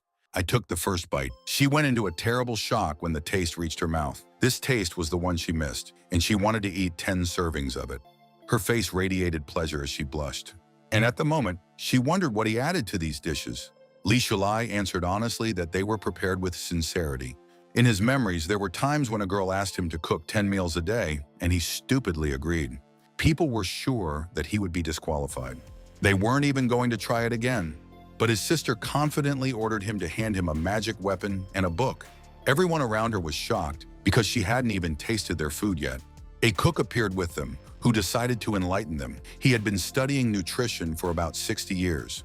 And even though Zulai's cultivation was weak, he was quite good at cooking. Even if it was difficult, he did it quickly and efficiently. While the others prepared one dish, he managed to prepare the 10th. And the old man abruptly fell to his knees, begging to be accepted as a disciple. Li Shulai stared at him in silence, his mouth hanging open. It was already evening. People were leaving the temple in frustration. Meanwhile, Zulai was staying at his sister's house. He professionally fried meat and vegetables on a quick fire. My sister stood by and watched. She stated that Zulai would become her disciple starting tomorrow. Li Shulai didn't expect this at all because he thought that it was done through some kind of ceremony. His sister did not understand his reaction to her words, knowing that he was embarrassed by such a quick acceptance as a disciple. Zulai scratched the back of his head in embarrassment. My sister reminded me that it was the 21st century. They all sat down to dinner, advising him to cultivate on his own after returning. And if something is not clear, then you can ask Chao Young. She said that every week you will need to come to Qingyun to rest and get training. And at that moment, she turned to Xiaoning. My grandmother asked me to be by Shulai's side to solve her cultivation problem. Xiaoning happily agreed to her request. Finally, they went home. Li Shulai and Xiaoning were walking along the path. She whirled around, aware that he was staring at her all the way. Li Shulai was shocked, as if she had eyes in the back of her head. But he didn't have any of that and just got lost in thought. I decided to be more patient from now on. He went ahead, not going to waste any time or gifts. Xiaoning was confused that her grandfather had become his teacher. She screamed sharply, assuming he was just using her. The school day has arrived. Professor Guo praised Zulai for a good thesis, where both the structure, evaluation, and analysis were excellent. He could confidently say that he was proud of him. Li Shulai started to laugh out of happiness and from so much praise. But he offered to discuss some problematic areas. He explained that a dissertation can further strengthen the interpretation and elaboration of concepts. And he began to show by example when a girl came into the office. She asked Professor Guo to come to the office for academic affairs. Therefore, he suggested postponing their discussion until tomorrow. She started to lead Professor Guo into the study, and Li Zulai knew this moment. Shueli was waiting for them in the hallway. Professor Guo just passed by. But Shueli knew that she would take revenge on the old man by going to deal with him. There were footsteps behind her. She whirled around and saw Li Shulai standing behind her. But it was even to her advantage that he would see his favorite professor sink to the bottom. Later, he returned to the dorm. I couldn't stop clicking with my ballpoint pen. Zhang Ming immediately noticed that Li Shulai was nervous, but he couldn't understand why, since the diploma had already been checked. Zulai admitted that he wasn't thinking about that. He hit him on the head, reminding him that he also needed to finish his degree. But Zhang Ming was already in utter despair. So I crawled back on the bed, preferring to rest. Li Shulai understood that the professor would still be punished, but before that, he needed to implement the plan. He slammed his pen down on the table, intending to show everyone the evidence that he had been collecting all along. In the evening, they arrived at the office, and the academic affairs representative was sitting in front of the professor. He sat there rather tensely, not understanding what was waiting for him. Next to the representative sat a sad Shueli. The representative approached the professor And according to information from Xueli, he used his authority to start a relationship with her. The professor slammed his hand down hard on the table. He immediately began to deny her words, assuring her of his innocence. The professor had been working at the university for several years, and everyone knew very well about his character and morals. Julie squeezed out her tears, pretending that he was manipulating her with a diploma. Professor Guo recalled that her thesis was originally full of mistakes, especially since it wasn't even written by her. She broke down in tears, claiming that he had taken advantage of an innocent girl to satisfy his needs. Julie collapsed on the table and began to sob as she was comforted. The representative felt uncomfortable in such an atmosphere. The girl saw the truth in her words. After all, Julie was a person with great capabilities, good looks, and there was no point in her wasting her innocence to desecrate the professor's name. Professor Guo was telling her to shut up since she could only lie. Julie continued to cry and was terrified that he was also asking for proof of his crime. The professor stood his ground and did not want to be defamed. Julie continued her game, pretending that she didn't have such influence, and she always considered the professor to be honest. He was trying to stop her delirium, and there was no way he would have done that with a family and children. Ashley began her story of how he brought her to the study and locked the door. She was choking on her tears, trying to make everyone believe her words without proof. The girl stopped her speech. Xueli wiped away her tears, calling him a real beast, and heard that Professor Guo had the lowest chance of being released. The girl hugged her, considering her a victim, promising that the organization would deal with everything. They advised the professor to stop teaching until the case was completed. Professor Guo stood up, not knowing what to do. Julie smiled briefly from under her tears, tasting the taste of successful revenge. Zhang Ming was secretly observing this. He realized that Xueli had made a scene again. Zhang Ming immediately ran to the dorm. He quickly opened the door. He ran into the room, urgently informing Zulai about Xueli's slander to help Professor Guo. Li Shilai promised that everything would be ready by nightfall. It was already 12 o'clock in the morning. Zhang Ming and Zulai, dressed like robbers in all black, they started putting up pictures of Xueli with a man on the streets. At this rate, they put up the entire street in these photos. And then the next day, people started noticing these photos. Everyone immediately recognized Xueli from the pictures with the men and found out about her true identity. At this time, she only quietly woke up and sat on the bed. When she opened her eyes, she looked around. Her dorm mates were looking at her with strange expressions. Xueli couldn't understand what exactly was going on. A friend admitted that someone put up her photos. She shoved her feet into her slippers, not knowing what she was talking about. The girl already had one of the photos in her hand, and she immediately showed it to Xueli, which was a picture of her kissing a guy. Her eyes widened in confusion as this happened. Xueli abruptly snatched the photo out of her hands. She clutched the photo in her hands with hatred, already intending to take revenge on the culprit. Her teeth clenched in fury. She was going to deal with everyone. She tore the picture in half. The veins were popping out of her face, and she was blushing with hatred for whoever had done this. There were still some embarrassing photos of her on the board. She started ripping them out. Everyone was judging her when she was shaking with anger. The girls around her began to wonder where she got so much money from. She turned on them with wild eyes, telling them to whisper even louder. But they didn't care about her threats because they were no longer in her power. She'd heard all the denunciations from the county, and the rumors were spreading at the speed of light. Li Shilai watched from the sidelines, but she herself was not empathetic to others. This will be the first step towards destroying her image, and it's time to go straight to the second one. He arrived at the coffee shop.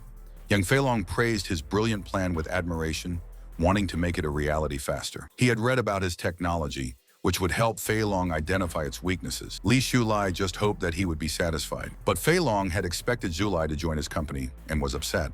Li Shulai admitted that his previous plan was just a sketch, and today's plan already concerns trade.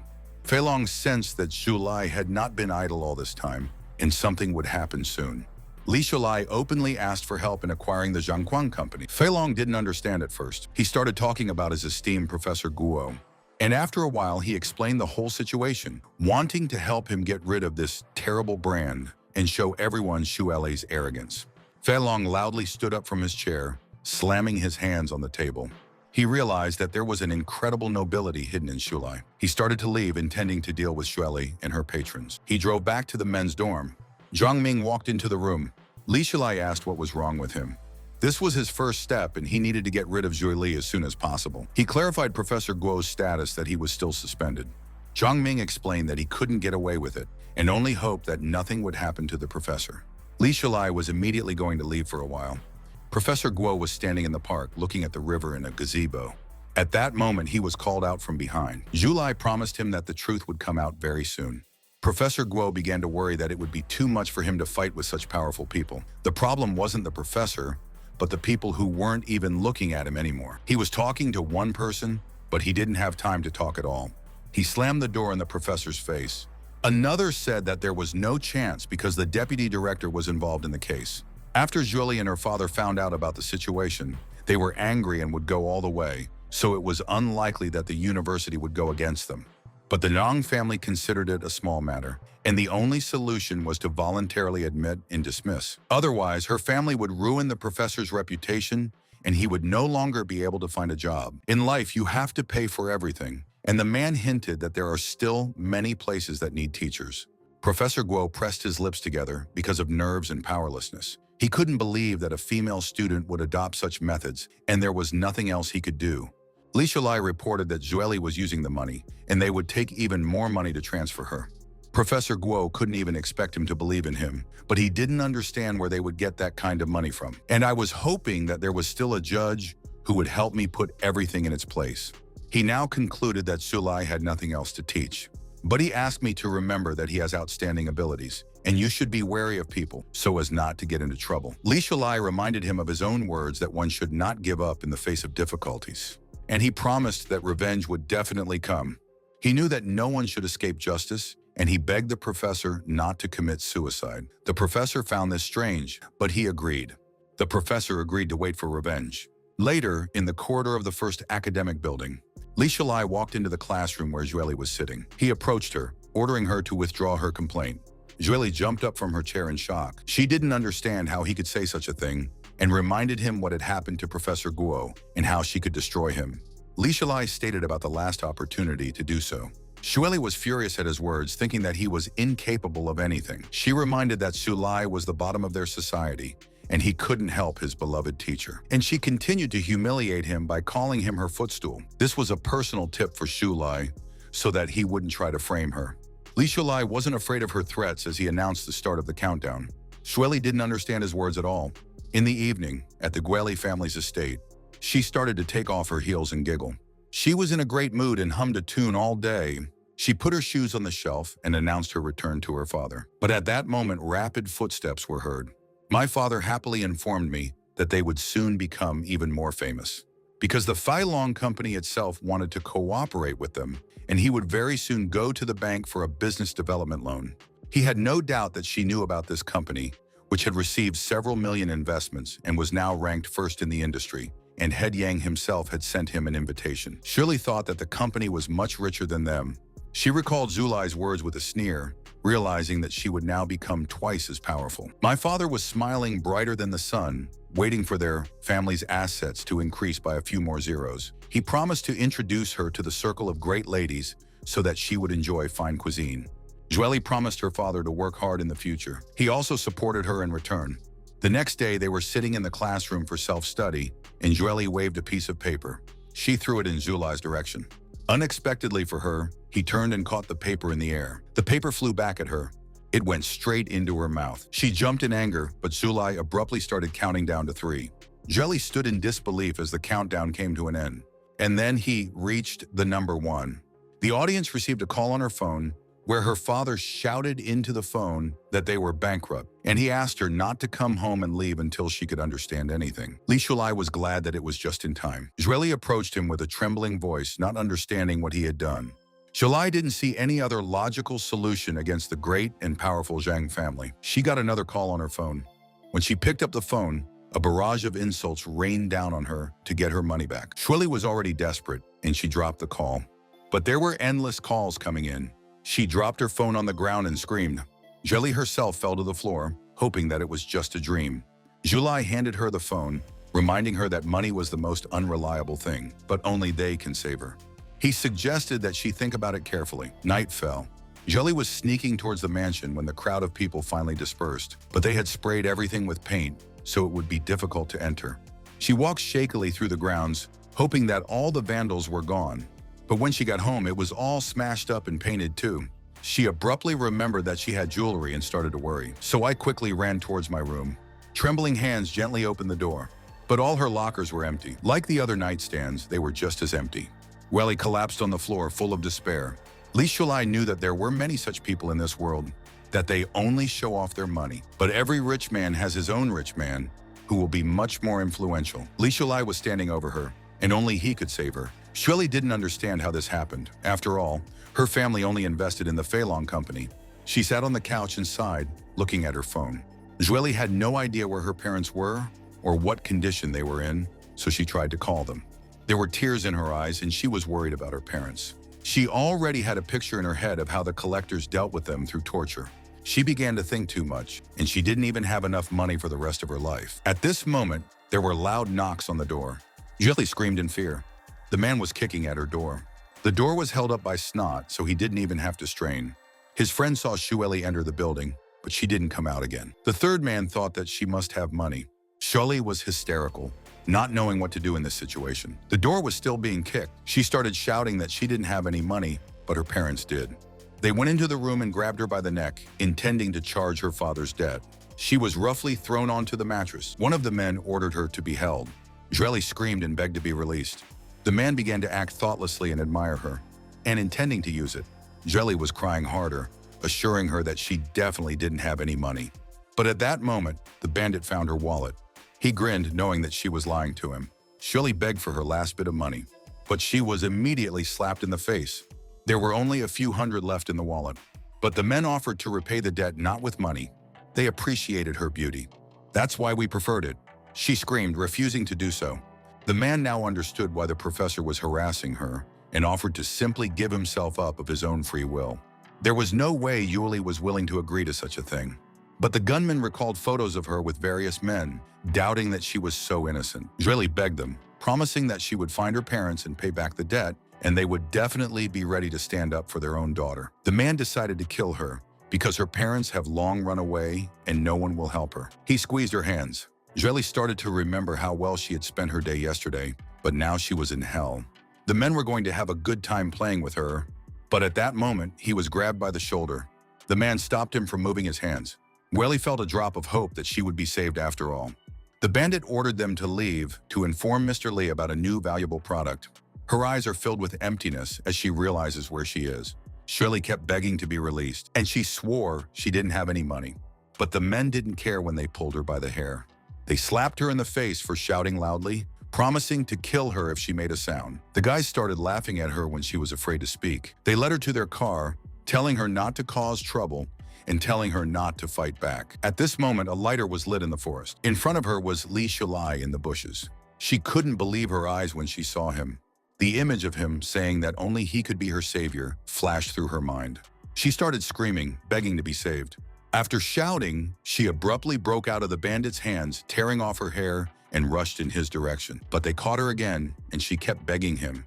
The same phrase kept running through her mind, and she hoped that he would save her. She knelt down, begging to be saved, knowing that she would soon be sold. Li Shulai saw her sincere desire for salvation and agreed to help. But first, he asked me to confess to my actions against Professor Guo. I turned on the tape recorder so she could tell me everything. She began to say that the professor did not give admission to her diploma. Li Shulai tried to get the right words out, saying that she was just slandering him while she calmly handed in her diploma. Zhueli swore that she didn't want to do anything wrong and begged to be saved. He asked one last question, asking if the professor had ever done anything illegal on her. The man reached out to her, knowing that the guy wanted to save her. Zhueli immediately denied that the professor did anything to her against her will. Back then, Li Shulai deduced that Professor Guo wasn't lying in his words. The bandits ordered him not to interfere with their work. They reached out to her again, and Zhueli could only hope for help from Zhueli.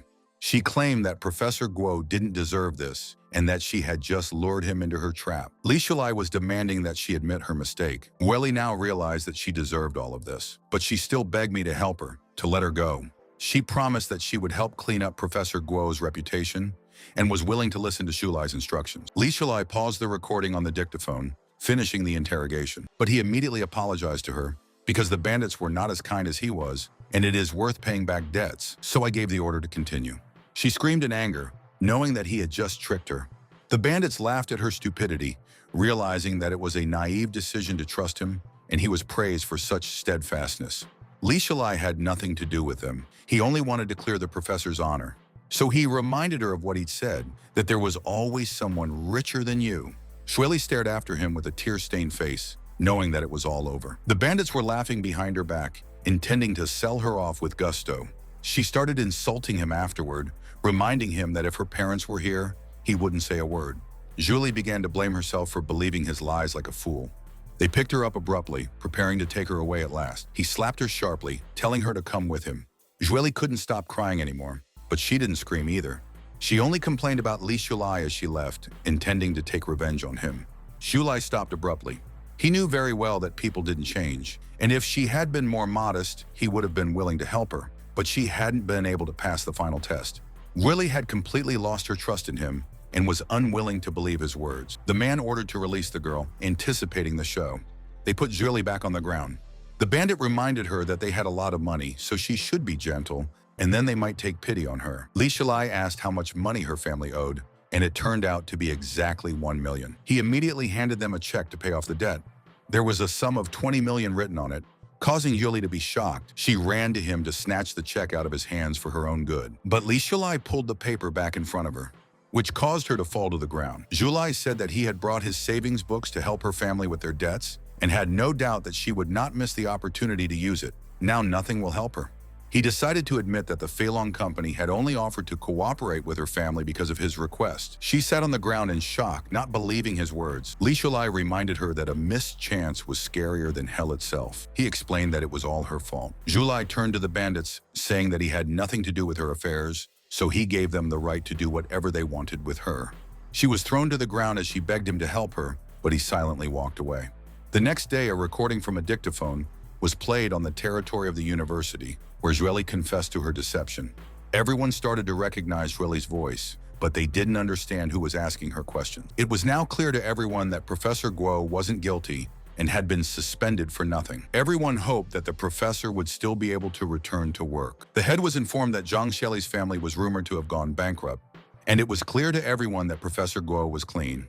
The head was sure that no one would take Julie's side now, and Professor Guo could be returned to teaching. He ordered that such mistakes should not be allowed again, otherwise it could ruin the entire system. The head of state demanded to prevent such spread of injustice in the future. Everyone was sure that Julie had already paid the price for what she said, since she didn't show up again. According to rumors, she dropped out of school due to the bankruptcy of the family. Someone even saw her in a nightclub, but she looked different and denied her identity.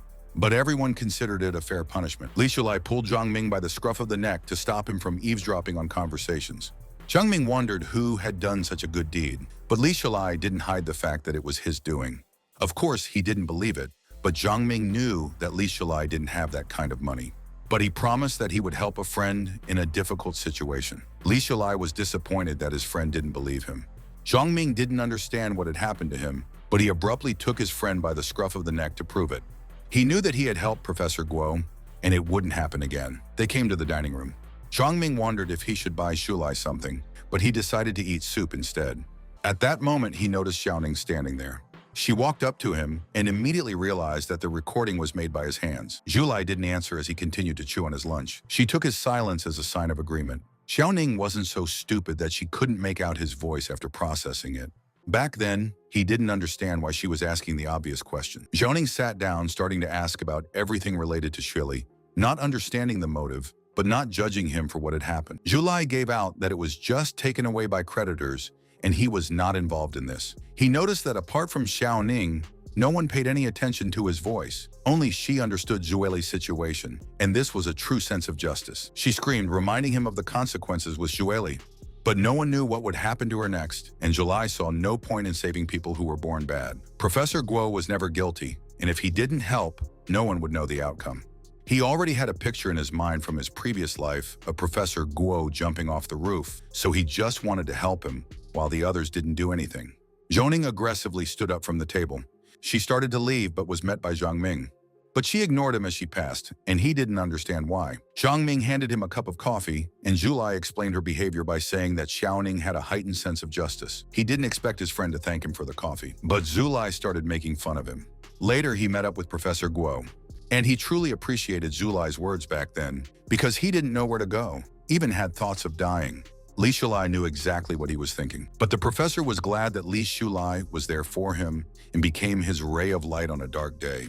He was glad that there was still a place for justice in the world, and Zhulai did things without expecting anything in return. Then the professor inadvertently remembered the diploma that needed to be reviewed, causing Zhulai to sigh. Some time passed. Kexin, who had been working hard on writing the piece for months, appeared in the aisle, and the publishing house sent her several copies, one of which she would like to give to Zhulai as the main fan. Li Zhulai felt very honored by such a gift, asking her to sign it right away so that he could show off when she became a star. He wasn't even that happy when Yang Filong offered to cooperate. Li Zhulai promised that he would read everything, but Kexin looked rather thoughtful. He thought she had something else to say. Kexin pretended that nothing had happened, but he asked her to tell him so that he could help. She said that her mother and brother were visiting her next week, but she didn't understand why. If they were so judgmental of life in a provincial city, and because of their busy schedule, they wanted to throw the responsibility for her brother onto her. Li Zhulai realized that the situation was starting to escalate. She felt that she was becoming more popular, and her brother saw the amount of money asking if she was the same Liao Kexin. But she didn't want to deny it, just to prove to them what she was capable of. But her parents decided that since she was earning money on her own, she had to complete her education and send them money. Her mother called her, telling her to write her manuscripts from home, reminding her that her brother was in high school and should not be abandoned at such a time. Kexin told her that she had tried too hard to get into school to give up, but her mother didn't care. Li Zhulai asked her personal opinion, and she couldn't drop out of school. I didn't want to sacrifice my future for my brother. Zhulai advised her to continue to stand her ground, because that way they wouldn't be able to do anything. She can become financially independent and get out of her parents' control. Kexin wasn't going to drop out of school or writing, but then her parents would definitely reject her. Li Zhulai had convinced her that family ties sometimes only got in the way, and she knew what to do. He suggested that she wait for her parents to arrive first and then think about it. Xiaoning watched them from the side in silence. She noticed that Zhulai had already dated a certain girl several times and was worried that he might like her. But the thought made her laugh. She called out sharply to the entire courtyard. Xiaoning wondered if this could be the task that his grandfather had given him. Kexin noticed that a classmate was looking for him and decided to say goodbye right away. She noticed that Zhulai immediately stopped laughing when he saw her, not understanding the reason. Xiaoning was angry that he was still looking at her back even when she left, and she said that his grandfather invited him to practice. They went back to Jingyan. Their car was flying at high speed on the highway. They sat awkwardly in the back seat in silence. Xiaoning herself was shocked by her thoughts, but the question still came out along with a slight blush. She was very curious about what kind of relationship he had with that girl. Li Zhulai didn't answer and just laughed at her. The car window opened abruptly. Xiaoning didn't understand what was going on when he started to approach her. She crouched in a corner, not understanding what he was doing. Zhulai was grinning slyly, deceiving her. But Xiaoning was actually worried that he might be mad at her because of her words. Li Zhulai guessed that she might be interested in him. Otherwise, she wouldn't be interested in these questions. Xiaoning yelled sharply, denying everything, but she noticed that he didn't deny what she'd said about the girl. Li Zhulai honestly admitted that he liked her before, but Xiaoning didn't like the past tense. But right now, he didn't feel anything for her. Abruptly, he twisted his fingers into a tight knot, and they got into a fight. He won it and brought Xiaoning to tears by reminding her that he was now her grandmother's disciple, and if she started calling him Uncle Mentor, there would be no romance between them. Now it hit her that he didn't like her anymore. She couldn't believe it. Her eyes filled with disappointment. Her face darkened and she turned away, and Li Zhulai noticed her abrupt silence. She was upset and asked him why he didn't like her anymore. I assumed that this particular girl could replace her and concluded that she and Kexin were dating. Zhulai immediately explained that Kexin wasn't his girlfriend, but a spiritual teacher, which was admirable. Li Zhulai knew that he wasn't worthy of her. Xiaoning knew very well that Zhulai wasn't like the others, but he didn't want to listen to it any further. He had liked Xiaoning for dozens of years, and before rebirth, he had been in love with her, running after her like a dog. But now his life was completely devoid of feelings and romance, just business. She remembered him telling her to think about more serious things, and they weren't just excuses. Xiaoning didn't hope to reach him anymore, feeling the terrible distance between them where he was no longer out of reach. They returned to the temple and found their sister. The boys looked at her. Grandma was sitting in the lotus position, noticing them immediately. They stood. Grandma's eyes snapped open, but her pupils abruptly widened as a bright fire appeared in them. She asked him what he'd been doing all week. Li Zhulai pondered her question as he recalled.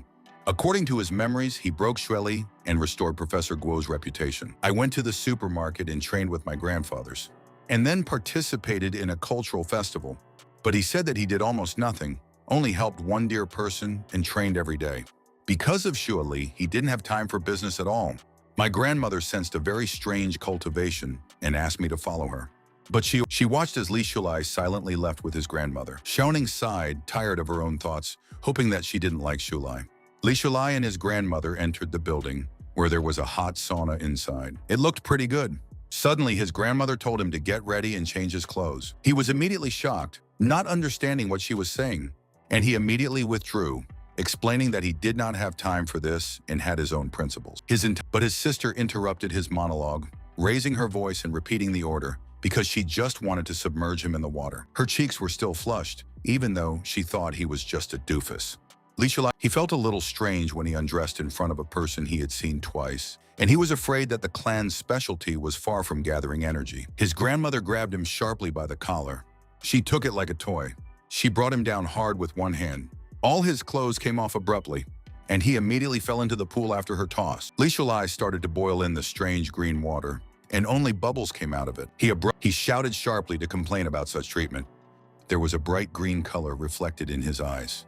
His body began to be imbued with spiritual energy, and his level gradually increased, and his body became light, as if every channel was relaxing. Li Shulai asked what was in the composition of this water.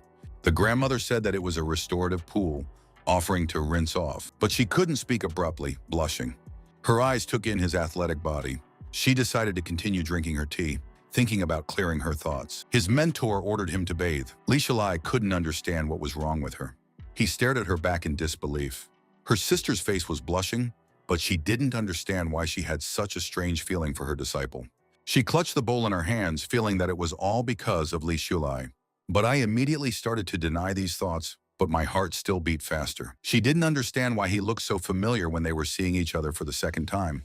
The sister assumed that it was Zulai, so she was going to investigate his body. Li Shulai looked at her confusion from the back, not understanding what was happening to her. But he decided that such people always have problems with their heads and did not pay attention. He closed his eyes and continued to recover in the pool. His posture was already correct, and all that remained was to absorb the energy. She turned to him. I watched him meditate in silence. Li Shulai was only slightly behind his mentor. Green waves began to form in the pool.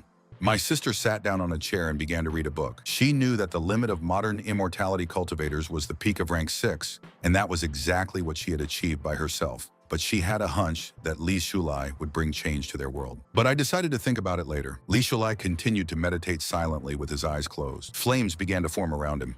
He could feel it getting warmer, but he still didn't open his eyes. His body began to break out in sweat, and light rays appeared all around him. Li Shulai couldn't figure out where the heat came from if the source was cold. He knew that his mentor was somewhere nearby, and he would have to find out about it from her, and he would have to hold on. Flames began to radiate from it all over the room.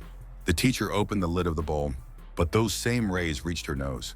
Suddenly, she was in shock, and the bowl abruptly fell to the floor, breaking into pieces. Her face was all red as she lost control of her body. The rays swirled around her, and her body was filled with a strange feeling that never stopped. She began to breathe heavily due to the elevated temperature. Scents began to flow out, where Xiaoning was standing reading a book about techniques. The rays were right under her feet and began to surround her. But the fragrance still caught her nostrils. She really liked the smell, which was pleasant. But at this moment, she abruptly collapsed to her knees, and her face also turned red, and her body was filled with an unknown feeling. She couldn't stop shaking when she was already sitting on the floor. Xiaoning sensed that something was about to happen. I couldn't help myself. Abruptly, the mentor came to her senses, and she was beginning to recognize the smell. She realized that the smell was coming from Li Shulai. Drops of water curled around her finger. She pointed a finger at him. The water began to wrap around Li Shulai's body. The jet covered his entire body all around. She lightly blew on her finger to dispel the power. Now she realized that his yang energy had leaked out and merged with the energies here, so there was an imbalance. But Li Shulai still had a very strong yang energy, not like the others. Her face was still completely red when she thought about it. She decided to still control the yang energy so that it does not fall into the depths of the body, because the mentor cannot give in to temptation. Sis finally noticed that his scents were leaving the room, and she abruptly remembered that Xiaoning was still standing outside. She quickly ran up, knowing that Xiaoning wouldn't be able to resist this energy. While Li Shulai was meditating in the pool, his sister ran to help. She quickly opened the doors. I was shocked by what I saw. Xiaoning was already lying on the floor, covered in sweat, under the influence of his energy.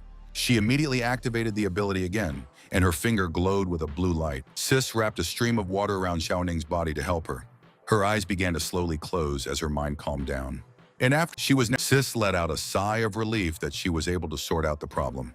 But she could feel the yang energy filling her body. Her hands shook until she couldn't resist. Her face is flushed, and she knows that the energy is too powerful. Eventually, she let go and exhaled. Some time passed. But I didn't find my mentor around. He had been asking for this position all day, so his entire back was stiff, and he started to warm up. Suddenly, he looked down in surprise, not understanding what was going on, but his body had improved noticeably. Li Shulai thought that this was the breakthrough, which caused the five senses to sharpen. At this moment, footsteps were heard from behind. His sister congratulated him on his first breakthrough, which put him in the foundation stage. He immediately noticed that her face was too red. Li Shulai didn't really understand what the foundation stage meant. The little sister modestly explained that this was the first stage of cultivation, where one should start one's path as an immortal cultivator. Cultivators absorb the energy of heaven and earth, storing it in their bodies. And when it becomes enough, quantitative changes lead to qualitative ones, and then they come to the stage of laying the foundations. But if something goes wrong during the breakthrough, then the reverse process may start, and the channels may break, and the cultivation will end. And in the case of a successful breakthrough, the channels will be strengthened to move to the next stage of cultivation. His sister ordered him to clean up properly and prepare for tomorrow's official training. And she inadvertently hinted that he should finally get dressed. Li Shulai had completely forgotten that he was sitting in the pool without any clothes on. He immediately began to cover up, feeling ashamed of his behavior. My sister began to walk away down the stairs in silence. She thought about it, not expecting him to make a breakthrough thanks to the source, because other cultivators needed a special pill. Even she herself sat in the spring for a week before the breakthrough. And ordinary people usually spend about a year to realize the presence of spiritual roots in their bodies, but he himself said that everything is new for him. Her face abruptly turned into contentment as she began to giggle. The laughter turned into a frenzy as she realized that she had found a genius. Her laughter could be heard even in the other rooms. Li Shulai just thought everyone in the temple was weird. They sat down on chairs. My sister reminded me that as a mentor, she has certain privileges. Li Shulai knew this very well. And his eyes lit up, and he was ready to cook anything for her. He knew that it was only because of her that he had reached the foundation stage. His mentor stared at him in silence. She felt that the yang energy had stopped coming out, and she could feel it, but the effects were still there. My sister got up from her chair and walked slowly over to him. She reminded him to hurry up and feed her. The whole situation had almost led to disaster, but Li Shulai's face radiated calm, so she didn't want to tell him about it. Li Shulai accepted the order to start cooking immediately. After a while, they went to the kitchen. There, Li Shulai was standing by the stove. Shulai wondered what to make for his sister. He was already frying vegetables in a pan. From the look of it, he judged that tofu would suit her best, and she would be satisfied. He could cook about 10 meals for 3 of them, intending to consider today a holiday since he had entered the laying stage. But while he was cooking, Xiaoning was standing around the corner and peeking. Shulai didn't expect such a request, but he decided to refuse to help. She offered to help while she had free time. So Xiaoning didn't wait for his response and went into the kitchen. She picked up the vegetables to chop while he was already roasting them. Xiaoning spent the whole day studying and reading manuals, but then abruptly fell asleep and woke up in bed. Her face flushed as she recalled the strange dream. But there she was, standing in front of a wall. Suddenly, hands appeared behind her. It was Li Shulai who hugged her from behind, and he held out her hand to the wall. The two of them pressed down on the wall, causing a crack to appear. And after the crack, they abruptly kissed. Her dream was filled with vivid sensations, like a ship at sea or a volcano. At that moment, her body was filled with an unusual energy that disappeared, and she thought that she had managed to train in her sleep. But she couldn't see the guy's face at all, but she knew for sure that it was Li Shulai. She was very confused that she had such strange fantasies in her head. Abruptly, she tossed the cucumber to the floor to clear her thoughts. Li Shulai looked at her, not understanding her behavior. She started to leave without forgetting the vegetables, but she ordered him to do it on his own. Xiaoning stayed outside and stood by the door. Li Shulai was shocked with her behavior, finding it sick. Grandma Xiaoning said that Shulai had already broken through to the foundation stage, but she still couldn't make it. And she needed some time, even though she couldn't keep up with his progress. She covered her face with her hands, knowing that she still felt sympathy for him. But when she glanced at Shulai, he didn't look angry at all and just kept cooking. Li Shulai was satisfied with his cooking, and because of the breakthrough, his perception was much better. Even so, he felt that Xiaoning was spying on him. The vegetables sizzled in the pan while they were roasting. He spoke to her without even turning around, and she didn't expect that. Xiaoning was shocked, not understanding how he noticed her. Shulai asked her not to hide anymore. She started to stutter, but denied that she was here for him. Li Shulai wasn't interested in it before, but now he was above her in rank, and he had to pay attention to her actions. He took her hand, asking her to tell him about her worries. Xiaoning was shocked by the sharp touch, and her cheeks immediately turned red. She couldn't say a word and immediately ran away. Li Shulai didn't expect such a reaction either. She ran away, not understanding what was happening to her, because he just took her hand. Xiaoning tried to bring her thoughts to their senses, telling them not to give in to him. And I concluded that it was just the effect of his energy. Li Shulai looked at her, thinking that this behavior was childish. But he knew that he was already over 30 years old, and she was just past the age of 20, so it was only natural that her actions seemed childish to him. After a while, he set the table with various dishes. They sat down to dinner together, and his sister praised him for his work. Li Shulai felt that she had done much more for him. He glanced at Xiaoning, who was silently eating with a dark face, realizing that she was still angry. Sis pondered and found a solution to remove the blockage of the Xiaoning channels. She immediately perked up, determined to do everything possible for this. But Grandma didn't respond with words, only pointing at Li Shulai. Xiaoning had no idea what she was talking about. Her grandmother suggested that she make him her partner. Xiaoning's cheeks instantly turned red with shame. She screamed, not knowing where such thoughts came from. But her grandmother could clearly see her feelings towards Zhulai. Xiaoning jumped up from her chair, denying all of her grandmother's words. Li Shulai himself knew that Xiaoning liked him. Otherwise, she wouldn't have resented the fact that he didn't like her anymore. Grandma taunted Xiaoning when she saw the obvious. Xiaoning doubtfully stated that she didn't like him, but inside she knew that it was a good option to use pair cultivation to promote the relationship. My grandmother sighed heavily.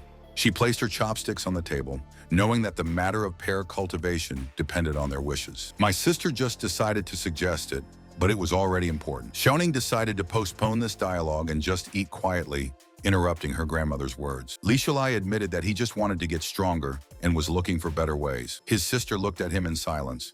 Although he looked like an ordinary guy, he wasn't simple at all, and he would definitely become a real cultivator in the future. My sister decided to think of something else. Xiaoning froze in shock that he had turned down the offer so easily. There was a drama inside her, telling herself that she didn't want to do it herself, but she wanted to get help from him in cultivating. Her chopsticks pierced right through the rice as she was bursting with negative feelings. Grandma saw what was happening to Xiaoning. Xiaoning was sad now because he had missed out on the opportunity to establish a relationship with her, so he was also building it with other girls. She thought it would be nice to bathe in the spring in the evening, but Li Shulai's heart was closed. My grandmother suggested that I think about her cultivation later, but now I need to eat. She herself didn't expect that a disciple would miss out on such a unique cultivation chance. Xiaoning resigned herself sadly. Later, the little sister decided to take Li Shulai to the secret library. She whirled around to face them. Xiaoning suddenly stopped walking. She confessed that she wasn't feeling well and decided to send them to the library alone, not wanting to see Zhulai again. Her grandmother decided to send her on vacation. They went to Qingyun Hall, the secret library. My sister told me that all sorts of cultivation items were displayed on the first floor. And on the second floor, there was a training hall. My sister advised me to start with practice and go around the first and third floors later. She picked up an unknown book from the shelf. He already had a stack of basic books in his hands that he needed to read before the end of next week. My sister explained that he had joined too late, so it was worth trying. Li Shulai promised that there would be no problems, but he didn't expect such difficulties. She directly asked him why he had decided to give up pear cultivation, since such a chance was rare. Sis assumed that he hated Xiaoning. Li Shulai recalled how Xiaoning hated him in her previous life, but he couldn't admit it, so he asked her to keep it a secret. She didn't expect such an answer and turned around. Li Shulai considered falling in love to be a waste of time. There were too many interesting things in the world. So for now, he wanted to cultivate and develop in business. Sis could sense that his breathing and pulse were stable, so it didn't seem like a lie. He was mature, but he still gave up on falling in love. Suddenly, she realized that he might be impotent. She stopped abruptly and offered to help with his situation. They continued walking in the secret library on the second floor. My sister explained that money is important for a career, but not for her. And she finally found what she was looking for, finding a basket full of cards. Li Shulai didn't understand what it was. They were gifts given to her by her followers, and she didn't check how much money was in them. He couldn't believe his eyes, considering it a gift from heaven. Now it was clear that help didn't always come from practicing immortality. It turned out that my sister was a millionaire. Li Shalai didn't expect that the virtues that help immortals reach the peak of cultivation could also bring a fortune. Tears of happiness filled his eyes as he realized what a good person his sister was. He took out one of the cards from the basket, but he still promised to return it later. He was shocked that the basket was taking up more space. Li Shalai felt the thoughts of rich aunts for the first time. It was as if he was flying in the clouds and in dreams. His sister said that after reading all the books, he would be able to feel relieved. Li Shalai accepted her request. The next day came. He sat and meditated again. Julai exhaled slowly. His sister decided to teach him how to breathe properly because it was not so easy. Li Shalai accepted her challenges with a smile. The lesson was already over, and Xiaoning was already waiting for him. Julai thanked his mentor, intending to see her in a week. After a while, they were on their way home by car. Xiaoning was still annoyed and sat by the side. Li Shalai immediately noticed her silent anger. Li Shalai suddenly turned to her, not understanding what was happening to her. She didn't answer him, thinking the answer was obvious, and she didn't sleep all night. Xiaoning deduced that he wanted to cut off all ties with her. She tried to say something, but her words were cut off, and she turned away again, her face red. Xiaoning knew that he liked her before and wanted to hear it again. Li Shalai didn't hide it, but that was all in the past. Her teeth clenched in anger. Li Shalai easily replied that he didn't like her right now.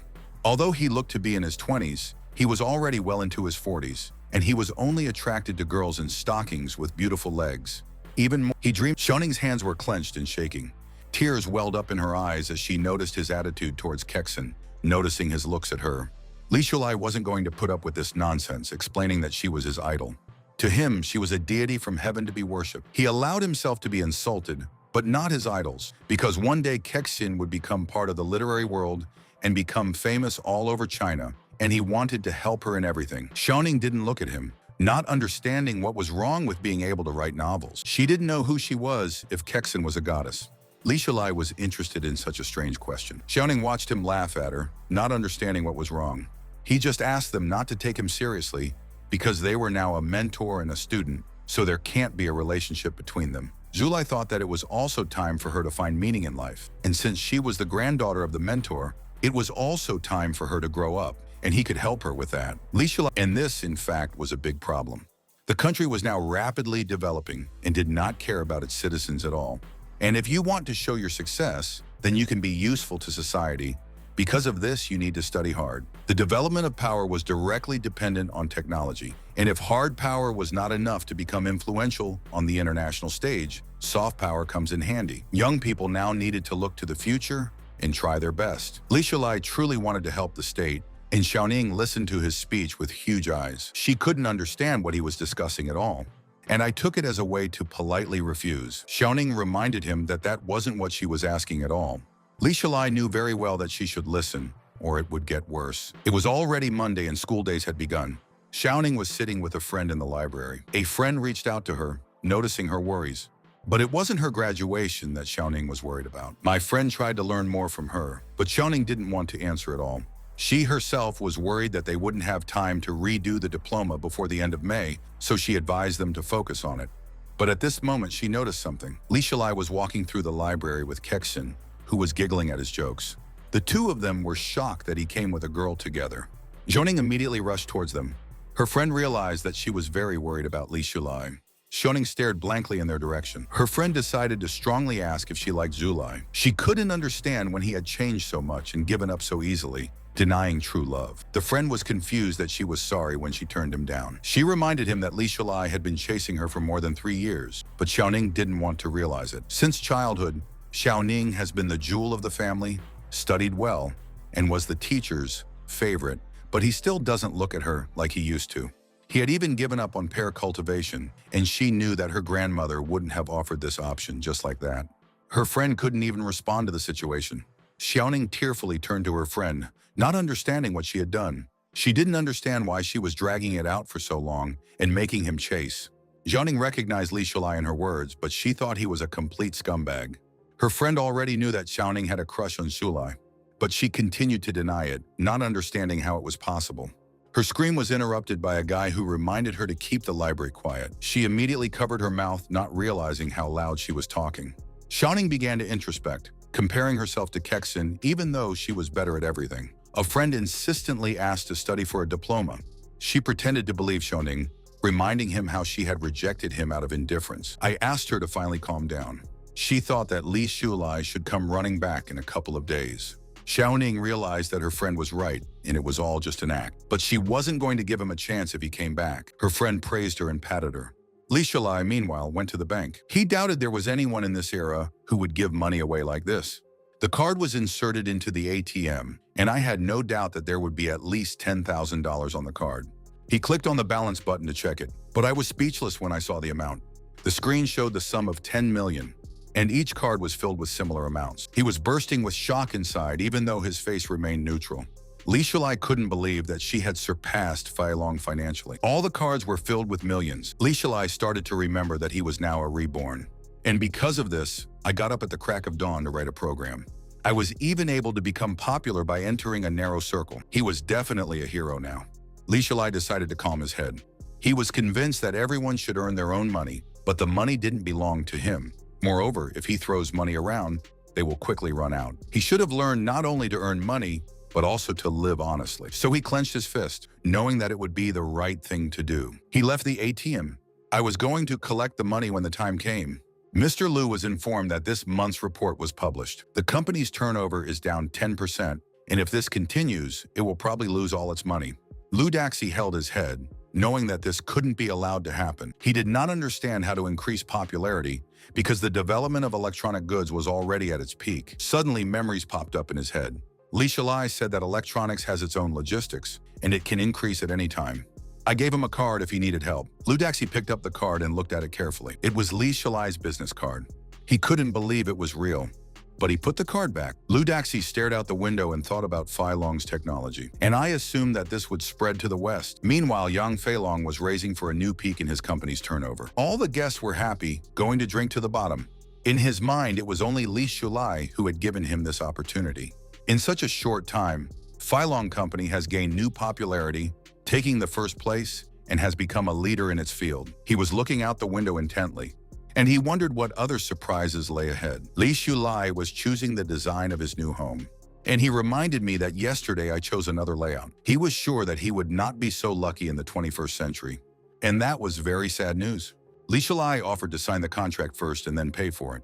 The girl promised to solve the formalities within a week. He almost cried with happiness, knowing that he was rich and would have his own house. None of the consultants could believe that Li Shulai would be so generous, and they were even able to choose from almost identical options. She herself understood that the houses he bought were criminal, or animals lived there, so they easily bred him. Li Shulai could feel the girl looking down on him, but she still didn't understand anything. The current system provides compensation for living in such houses, and in the future, housing prices will fly through the roof. So this is the easiest investment. He bought houses so that later he would not be left without money, especially now it is sold at an affordable price. Li Shulai decided to come out from another exit. Everyone was laughing at them now, but after a while, he might even be able to pay back all his investments, and that would only happen in a couple of months when the government started a new program. He was sure that he would not harm anyone and chose what no one would buy for sure. The next day, early in the morning, he went to the park. He sat in a lotus position on a bench, thinking about the demolition that would see the government negotiate with the landlords. It was a very time-consuming process, and it is very hard to fight with greedy people. That's why families were so rich in the past life. So it's worth learning how to negotiate so that you don't fall into the abyss. He was sure that many families regretted not being able to talk properly so that they could earn more. Li Shulai thought that it was better not to argue for a few thousand and just agree to a new home. And when prices rise, it can be sold. Li Shulai was going to sign the contract ahead of schedule and earn money before others and immediately return the money to his mentor. He could already imagine giving his sister the gold. His face was covered in sweat as his eyes snapped open. He got up from the bench and stretched, finishing his training, preparing to take up his diploma. Later, he came to the office of Professor Guo, who gave a good assessment of his diploma. Li Shulai was asking if any corrections were needed, while he was secretly glad that he had completed his diploma. Even questions about the success of the Fei Long Company did not put him in such a dead end. He spent several months on this diploma. Professor Guo slapped the table, announcing that the diploma was now good, and Li Shulai couldn't believe his ears. He really considered his work to be of high quality, asking him about his plans for the future. Professor Guo reflected that not only was Zhu a person with excellent professional abilities and high moral standards, but he also patiently corrected the diploma, even though it was originally good. This was quite a rare student, so it is worth supporting his efforts. Moreover, he was one of the reliable ones who helped him in a difficult situation. Li Shulai didn't have a clear plan yet, so he was going to work for a while and then open his own business. Professor Guo praised him for being so motivated. Professor Guo asked him how free he was on Saturday to discuss something and introduce him to someone. Despite his plans for money, he still wasn't going to work in an office. He knew that Professor Guo wasn't just going to introduce him to his friends, so he really believed. Professor Guo has a certain amount of authority in the financial industry, and this was a rare opportunity that couldn't be missed. He just asked me to get ready and keep him company. Later, Li Shulai walked out of the office, and he started writing a letter to his mentor, saying that he would be busy on the weekend, so he wouldn't be able to come. Meanwhile, my sister was lying in the spring and getting high from the warm water, and a message came from behind her. She noticed him immediately. My sister grabbed the paper to read it. Li Shulai was surprised by her response speed. My mentor only asked me not to forget about cultivating. The weekend finally arrived. Important people gathered in one place. Everyone here has somehow invested in the Feilong company and achieved success. Professor Guo and Li Shulai arrived at the event. He couldn't believe he was actually seeing these people. He'd seen them all on the news covers. Li Shulai couldn't believe that the professor had such a high status, even though it didn't look any different from other teachers. Everyone immediately started greeting him. He introduced Li Shulai to his friends. Professor Guo described him as a student with excellent academic performance and was someone who believed in him in a difficult situation and wanted to share his experience with him. A crowd formed around them as everyone took an interest in the young guy that Professor Guo had brought. He asked him not to worry and act as usual, but Li Shulai didn't expect to meet so many bigwigs. Everyone offered to sit down at the table already, being hungry. Li Shulai sat the professor down first. At heart, he was already in his 40s, so it was very nice to be in the company of people his own age. After a while, he was sitting drunk with a new companion. He began to tell proverbs about his life experience. The man was very moved by his behavior, assuring that Zhu would become stronger. He immediately noticed the blonde head. He only regretted that they hadn't met earlier, and Li Zhulai asked him to call later to learn more about his business activities. The man asked him about his future plans, but Li Zhulai hadn't decided yet. He handed them his business card, telling them to come at any time. Wang Jianling was already sitting in front of him, wanting to carry out his plans and asking Li Shulai for help. Professor Guo remarked that Zhulai wasn't like ordinary students at all, and it was worth keeping in touch with him. Li Shulai's communication was simple, but suddenly he noticed something. There was an unknown girl sitting at the table who was acting very cold and detached. She didn't even say a word the entire time, but she was watching him closely. Suddenly their eyes met, and the two of them turned away from each other, embarrassed. The men slammed their glasses together, intending to drink to the dregs. They were already drunk out of their wits, but they continued to get together anyway. Li Shulai was also sitting down and drinking from his glass. The unknown girl didn't join in the fun by reading a book. In the end, she just closed it. She started trying to wake her father up so that he would wake up. She felt uneasy that her father was so drunk and didn't wake up, but he didn't want to get up, asking not to be interrupted. The girl didn't know what to do or say. She started looking around, worried about staying in this company. Uncle Wang was also already asleep on the table. Others followed suit too, and she didn't know what to do now, and she really wanted to go to the bathroom. Her father had never been so drunk before. She really wanted to go to the bathroom. There were tears in her eyes because she couldn't take it anymore. At that moment, he looked at the girl again, remembering that she was just reading a book all the time, but now she stopped, and her face was strange. He wondered if she might want to pee like a child. The girl kept clutching her skirt because she couldn't take it anymore. She was begging for someone to help her. At this moment, Li Shulai walked up to her and immediately asked her to accompany her to the toilet. Because of his words, he froze in horror at what a strange thing he said under the influence of alcohol. He screamed from inside, realizing that he had never said such a thing before. Li Shulai understood what it looked like a grown man inviting a girl to use the toilet. The girl agreed to help him, knowing that this is her opportunity. He was shocked that she agreed so easily. Li Shulai decided to ask again, so as not to confuse her answer. She really wanted to go to the bathroom, so she immediately agreed. And Li Shulai was glad that he hadn't misheard, so he suggested that we go already. The girl got up from her chair, intending to walk him to the bathroom. Li Shulai felt how strange it all sounded. The girl was looking around in strange company. There were unknown men everywhere, and she was afraid. Li Shulai didn't understand why she was so skittish, but she suddenly spoke up, and she asked me to be a little slower. He agreed but thought it was a terrible request. In his mind, they looked like a teacher and a child. Finally, they came to the bathroom, and Li Shulai immediately sent her inside, intending to wait outside. The girl did not argue and decided to go to the toilet. She walked with her hands on her skirt. Tears were already streaming from her eyes as she walked slowly. Li Shulai decided to take a moment to wash his hands. He felt like a pervert for taking a stranger to the bathroom. The girl later cautiously left the toilet.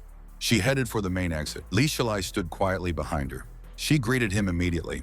She announced that she was out of the bathroom and ready to go back. Li Shulai smiled at her as he prepared to leave. They started walking again, only this time the situation was even more awkward. He truly thought her strange, but I decided to turn around and introduce myself so it wouldn't be so awkward. The girl suddenly screamed, but she already knew his name because she had heard it at the table. Li Shulai began to wonder what she liked to do, remembering how she used to read a book at the table. She said it was a fantasy novel. He hadn't expected this to be an ordinary romance, and his questions made him uneasy. Li Shulai was abruptly afraid that she would be interested in him if she found out that he was a cultivator. He decided to go to her.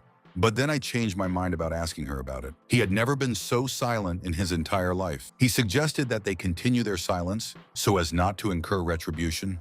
They finally returned to the table, so he decided to take a peek at her book. The girl was reading a book about a fallen princess and 18 handsome men.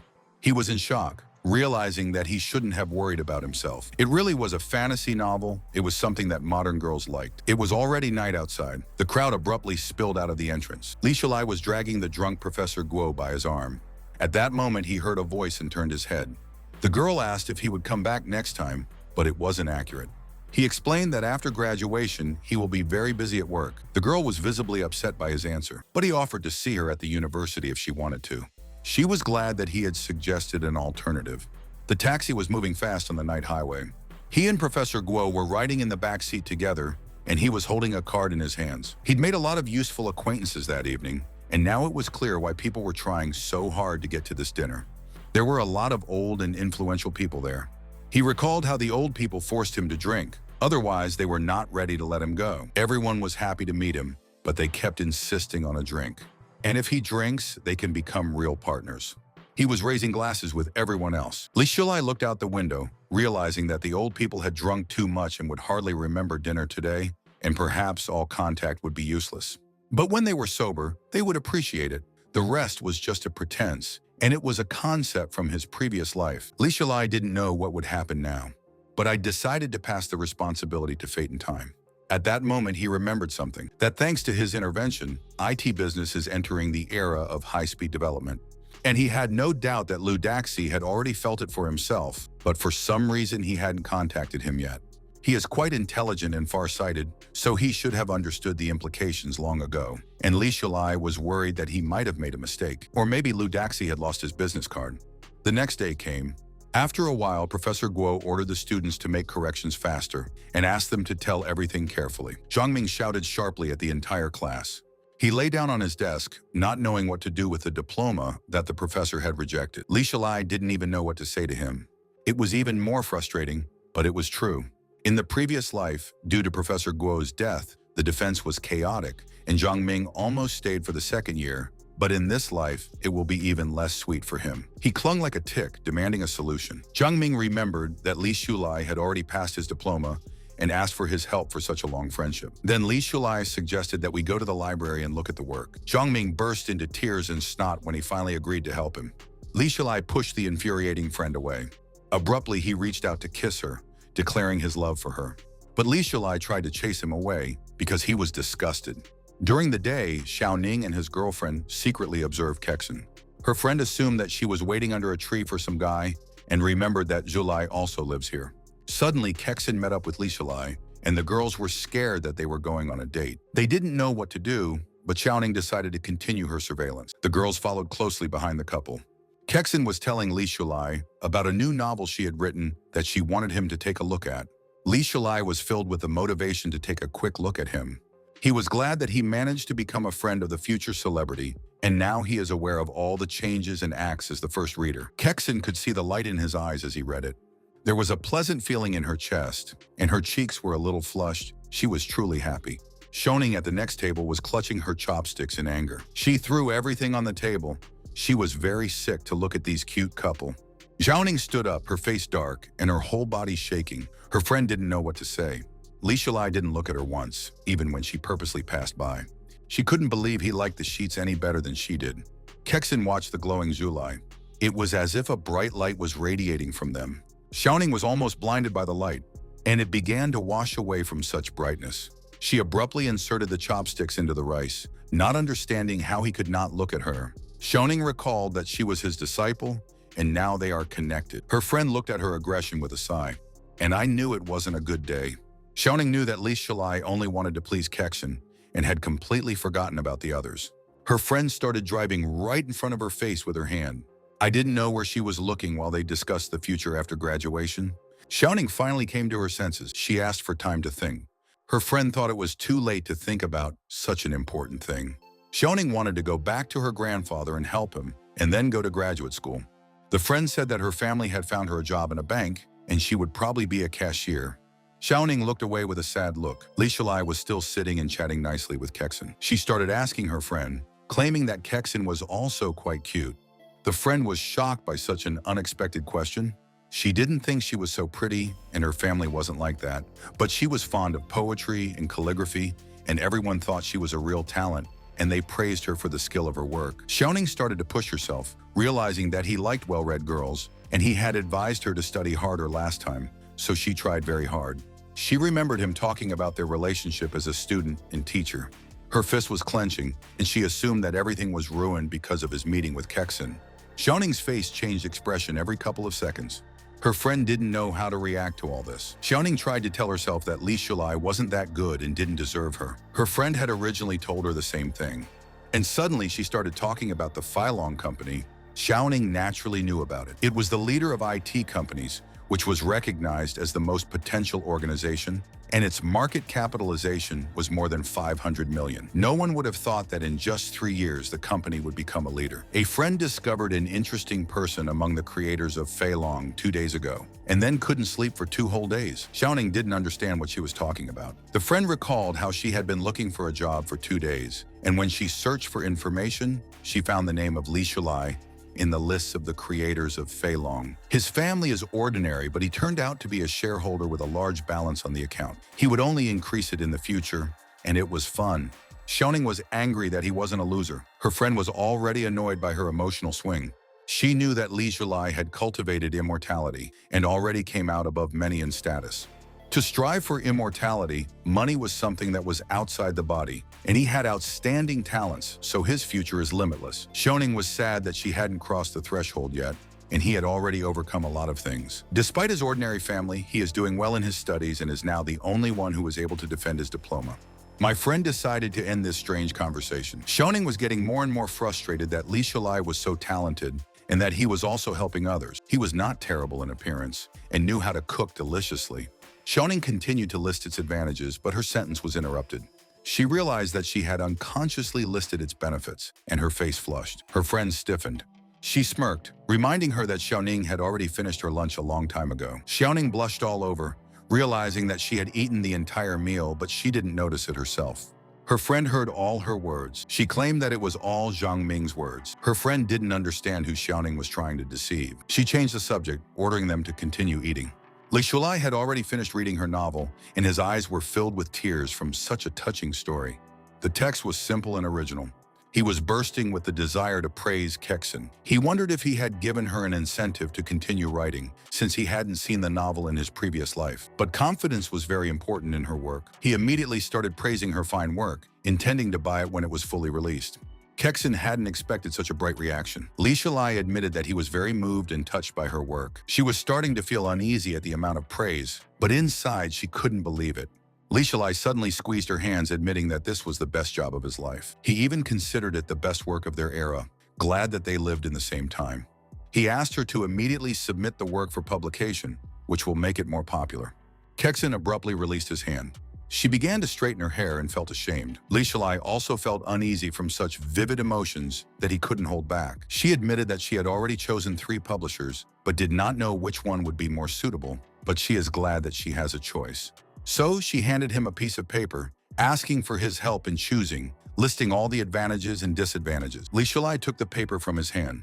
The list included the Haiqing Literature Publishing House, the Shizhu Monthly Magazine, and the small Haiqing Magazine. The first publishing house was not so popular, but soon it will gain popularity and take the lead. But he still suggested that she choose a small magazine, but did not force her to listen to the advice. Kexin confidently decided to choose Haiqing. He was surprised that she didn't even ask any questions, but she truly believed in his choice because he always gave good ideas. Suddenly, there was a loud bang on the table. Xiaoning was bursting with anger and wanted to leave the dining hall faster. Her lunch was full, as if she hadn't eaten a single bite. But Xiaoning resolutely got up from her chair. She said that she decided to lose weight. The friend realized that this was a lie. Xiaoning started to leave resolutely. She walked angrily past their table. Her cheeks were red and her teeth were bared. Her friend saw her strange reaction. She smiled slyly, not expecting Xiaoning to be so jealous. Li Shilai noticed that she was angry again, but he didn't understand why. Kexin noticed that he was thinking about something, but he decided not to bring it up and forget it. Xiaoning heard his words as if he didn't care about her. Her fist clenched in aggression. She was angry that he didn't care so much about her. Later, he went to the library. Zhang Ming called his friend to sit down with good wishes. Li Shulai suggested that we start by looking for a reference book, and he began rummaging through the bookshelves. After a while, he took out one of the books. He lowered himself to the shelf, and as he was taking out the book, he noticed something behind the shelf. At the library table, the same girl from dinner was sitting with a book in her hands. He was shocked to recognize Wei Yu, who was also a graduate. In her hands was another book. His eyesight has improved since he started cultivating, so he can now notice more. Last time she had read a book about 18 guys, but now there were 38 of them in the book. He was shocked by her tastes. He decided to walk behind her so as not to distract her, but he sat down carefully beside her. He deftly looked right into her book. The relationship between the characters was described there. Li Shilai was shocked that there were so many things. He sat next to her for a while. Zhang Ming also waited for him for a very long time, not understanding where he had gone. He decided to get up and go find Zulai. But when I saw it, I was shocked. Li Shilai was already sitting with an unknown girl, forgetting about his friend. He finally became disillusioned with it, deciding to study on his own. Wang Yu finally closed her book. She sat there with a calm smile. Finally, she looked the other way. Her eyes widened visibly in shock. She blushed as she realized that Li Zilai was sitting next to her, and it wasn't clear how long ago. Now she didn't know what to say. Wang Yu was uncomfortably surprised by this coincidence, and it felt like the plot of a novel. Li Shilai was also surprised by the coincidence. She smiled tenderly, once again surprised at his kindness. Li Shilai asked if she had found the book in the library, and Wang Yu confirmed it. He confessed to her that he actually came here to help a classmate with his graduation work, and he promised that someday he would look at this book that she was reading. Li Shilai inquired about her graduation status, and she said with a smile that he had already been accepted. He started asking about her plans after graduation, but she hadn't thought of it yet, and she answered with hesitation. Her father said that it was only worth doing what she wanted. Li Shilai didn't expect anything else, but he immediately noticed her shaking hands. Wang Yu was surprised that he wanted to chat with her. When he walked her to the bathroom, she immediately took him for a good person, and she was going to try to do the same. Zulai didn't see anything wrong with it at all. Wang Yu decided to just continue reading. He gave her a sidelong glance. The girl was very shy, so it was hard to talk to her. Wang Yu asked if he liked books. Li Shilai preferred to say yes, and she abruptly started talking about the new writer Liao Kexin. He hadn't expected this. Wang Yu said that she is studying at the same university. Li Shilai was horrified that Kexin was causing them to grow closer, and he couldn't believe that Wang Yu had even started a dialogue herself. He admitted that he had read a couple of her manuscripts and reacted more calmly, so as not to frighten her. Wang Yu put the book back on the table, and she began to wonder what he liked best. Li Shilai explained that he liked everything, but he had to choose, and he preferred his favorite debut work, Tide. Wang Yu suddenly began to cry bitter tears. Li Shilai watched in shock at her instantaneous change of emotions. He couldn't figure out what had happened in a matter of seconds, and he couldn't help her because he didn't even have napkins. He took her by the shoulder. Li Shilai started asking what exactly happened. Wang Yu expressed her conclusion that he was her soulmate and Liao Kexin's soulmate because he was the only one who had read The Tide. He felt uneasy that this was the whole reason for her sobbing. All her friends had read The Tide, but they still didn't understand, so they didn't like it. And she didn't like it very much. So she suggested that we become friends. She held out her little finger. Li Shilai hugged her little finger with his own, knowing that such like-minded people were rare in life. He thought she was very strange, but also cute, and he liked her childish behavior. Wang Yu smiled so tenderly that they even sealed their friendly agreement. Li Shilai decided that this was the right time, and he admitted that he was friends with Liao Kexin. suggesting that the three of them get together in their free time. Her face lit up with happiness when she heard this. Li Shilai didn't want to lie to his friends. She immediately gave him a big hug, declaring him her very best friend. Li Shilai looked down in surprise, and his cheeks were flushed as he tried to push her away because they were in the library. But her grip was very tight. Wang Yu pulled away. She looked up into his eyes with a slight flush on her cheeks. She asked if she could just call him by his first name. Li Shilai started to stutter, but immediately agreed. He turned away abruptly, knowing she'd drugged him. Night had already fallen. Li Shilai came back to the dorm, but he had the distinct feeling that he had forgotten something. Jiangming was sitting on a chair facing the door and annoyingly reminded what time it was on the clock. The bag fell out of his hands. He froze in place like a statue, realizing that he had forgotten about his own friend. Jiangming was willing to stay on the bench and fail the exam for Shulai's happiness. Li Shilai awkwardly tried to explain that he had something to do today and promised to help tomorrow. But Jiangming knew that he had simply forgotten about it. He started asking about the case with that girl from the library, and already he felt uneasy that this was the third girl in a row. And it already seemed that Li Shilai was making up for his complexes. He sighed, promising to definitely help. The next day came. Li Shilai met Kexin and Wang Yu at the cafe. Wang Yu sat down with her voice down and was nervous. He could see how scared she was. So Li Shilai decided to start a dialogue by asking Kexin for an autograph. She agreed with a smile. Wang Yu brought several books to sign at once, but then she undid the button, not averse to getting an autograph on the body as well. Kexin laughed awkwardly. After a while, they were served dishes on the table, and they were already starting to communicate well while Li Shilai was sitting on the side. Wang Yu invited her to visit sometime because she had bought all her books, which took up 3 shelves. Kexin was shocked to remember that she had only released a few works. But Wang Yu had 100 copies of each work, but she didn't have any old works, so she hoped for her father's help. Li Shilai was shocked by her fanaticism. After that, Kexin was going to leave first to check out the publishing house. Wang Yu wanted to order her idol a taxi, but she decided to get there on her own. She said that if anything, she can bring and sign the desired book, and you don't have to buy all the copies. In Wang Yu's eyes, she looked like a god. Li Shilai didn't expect to meet someone who was more of a Po Kexin fan than him. The taxi arrived and she said goodbye to them. Wang Yu squealed with happiness at seeing off her idol. She sincerely thanked him for the opportunity. Li Shilai realized that she wasn't lying about her best friend. But Kexin worked wonders, and when she left, Wang Yu started stuttering again. She asked him to contact her if he needed help. Li Shilai suggested that we talk about it later. But I was glad of another favor. Wang Yu only hoped that everything would be fine. It was July 1999. The photographer was counting down. The class took a shared photo. Li Shilai was handed a photocopy. It was his second release after Rebirth, but nothing really changed. But at least Professor Guo was still alive, and the rebirth was already worth it. Li Shilai was glad that the professor was alive, hoping for a normal life for him. Suddenly, he called out to him. He asked me to contact you if you need help. Li Shilai was going to use his connections. The professor noticed that Zulai was worried about him.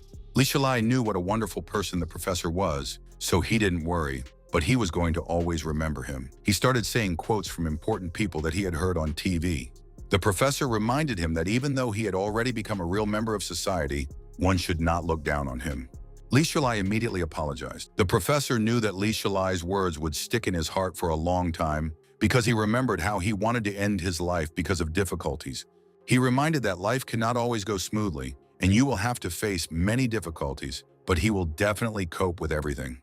Li Shilai resolutely accepted his advice. He went for a walk in the park. Jiangming reached out, thanking him for helping him with his diploma, offering him dinner, but Zulai insisted on helping his father with the business instead. He promised that he would definitely do so. Jiangming couldn't imagine how they could meet up with their classmates like this, going to meet up every half a year. Now all their friends were scattered around the world, and it was hard for him to believe it. Li Shilai reminded him that the means of communication would soon be developed, and everyone would be in touch so that he would stop whining. He decided to tell Po his plans for life. I turned to him. Jiangming was startled by such a serious look, but he still blushed, thinking it was a good idea to spend time together. Li Shilai was shocked that he hadn't noticed his perversions before. I immediately kicked it away. Jiangming fell to the floor, and Zulai spoke to him. The boy turned to look at him. He wished him to reach heights in the future, also intending to boldly go forward and help him with difficulties. Jiangming tried to fight the urge to cry at this speech. He held out his hand, wishing his friend the same. The two friends shook hands. Li Shilai was going to try hard for the good of the future. Some time passed. People stood in front of the woman and complained that the house for migrants did not even have a house. although their house had a good location and a lot of sunlight. The men were indignant. They lived in their homes for decades, but now the state has decided to demolish all the houses. It required guarantees that the shortcomings would be corrected. At this moment, Li Shalai began to push the crowd aside and signed the man a contract. He handed it back to the woman. No one could understand what he was signing. She congratulated him on receiving compensation and the right to choose a home. The woman grabbed his arm, urging him to continue fighting for his rights. And I was surprised that he didn't even fight and sold it cheap. But Li Shalai had already firmly made up his mind. He explained that housing prices are rising and there are investment opportunities everywhere. And it is better not to fight for emptiness, but to get money for demolition and use it for investment. Moreover, they are given the right to choose a better apartment. The man was sure that his many years of experience speaks for itself, and they know better. He just sighed, deciding not to press the point. He started to walk away while everyone watched him go. The man was sure that he just lost everything and was trying to pull others along with him. But someone even noticed the meaning in his words. He thought the neighbor was buying the guy's words. Li Shalai was leaving while everyone was still arguing. A whole month later, he was sitting under a tree and meditating. His meditation was interrupted by a phone call. He picked up the phone and was informed that the houses had been prepared and he could see the apartments. Li Shalai didn't expect them to do it so quickly. It was a reward for the first group of people to sign the consent form to start their work. He slowly lowered the phone. He had almost 8 million yen and 10 houses, and everything was still ahead of him. He tasted the richness of the future. After all, he saw them as real money that was earned through the use of benefits and information. He was walking in the park and met some men playing backgammon. I watched them play. Li Shalai immediately intervened, advising them to make a different move. The man was shocked that the guy just got into the game instead of quietly watching. He apologized, explaining that he did it because of his earlier violent emotion. Li Shalai was looking forward to not only paying back his sister's debt, but also expanding the business. The man suddenly went into shock. He realized that this move was a masterpiece, and I started arguing to change. Li Shalai decided to leave while they continued to argue about the game. He was happy to have money, especially the money he earns himself. From his second wave of money, Li Shalai spent 1 million to invest in the establishment of a public charity for quadrille fitness classes for the elderly. In their era, there were many people who received 1 million, but they would not invest it in public charitable enterprises. People had a lot of conversations about the identity of the gold genius, and it was said that Hong Kong's investment had increased significantly. It was even said that the richest man's grandfather liked to dance the quadrille, so he invested in the society. The media wanted to interview him, a man who invested in the quadrille dance business, but they didn't have any data on him. The car was actively driving on the road. His second step was to complete the layout. When 10 or 20 years passed, everyone would see the power of the quadrille. For the next half a year, Li Shalai cultivated hard, and he continued to develop business plans, waiting for them to bear fruit. Xiaoning watched him read the newspaper, and I couldn't believe that a 20-year-old young man would invest in a quadrille. My sister was sitting at the table, reading fortunes to an unknown man. Li Shalai decided that his sister was going to earn money from fortune-telling. But even from behind, the man looked painfully familiar. Li Shalai recognized Yang Feilong. Feilong was also surprised to meet his master. It was now clear that his rapid success was due to his sister, and Zulai had appeared so suddenly because he was her disciple. He imagined that someone from above saw his great destiny and sent Li Shalai to help him. Feilong couldn't wait for his sister's prediction. She said that for 20 years there would be no substitute for Feilong. He jumped, wondering what would happen after that. Feilong assumed some trouble, or Feilong's technology would abruptly stop developing. He was going to pay even more for her to suggest a solution to his problem. My sister explained that it wasn't about money and that you had to overcome all the hardships that heaven gave you. She ordered Zulai to escort her guest out while he was trying to say something. Li Shalai told Feilong not to bother his sister and suggested that they talk on the way. Yang Feilong had completely forgotten that Zulai was a disciple of Sis, so he was also a great person. He bowed, apologizing for his rudeness. The two men walked out of the temple, and Feilong asked if Zulai knew how to predict, but he already knew that in 20 years, Yang Feilong would be doomed. He was trying to find out exactly what was going to happen. Li Shalai explained that the root cause was laid down in the past 2 decades, but did not want to talk about it, and advised to remain as wise as possible to deal with the problem on your own.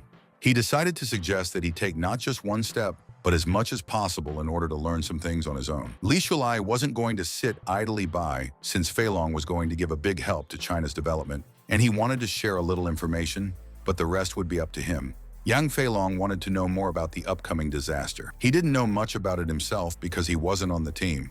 Young Feilong realized that this might be a key piece of information and believed that great people couldn't say anything bad.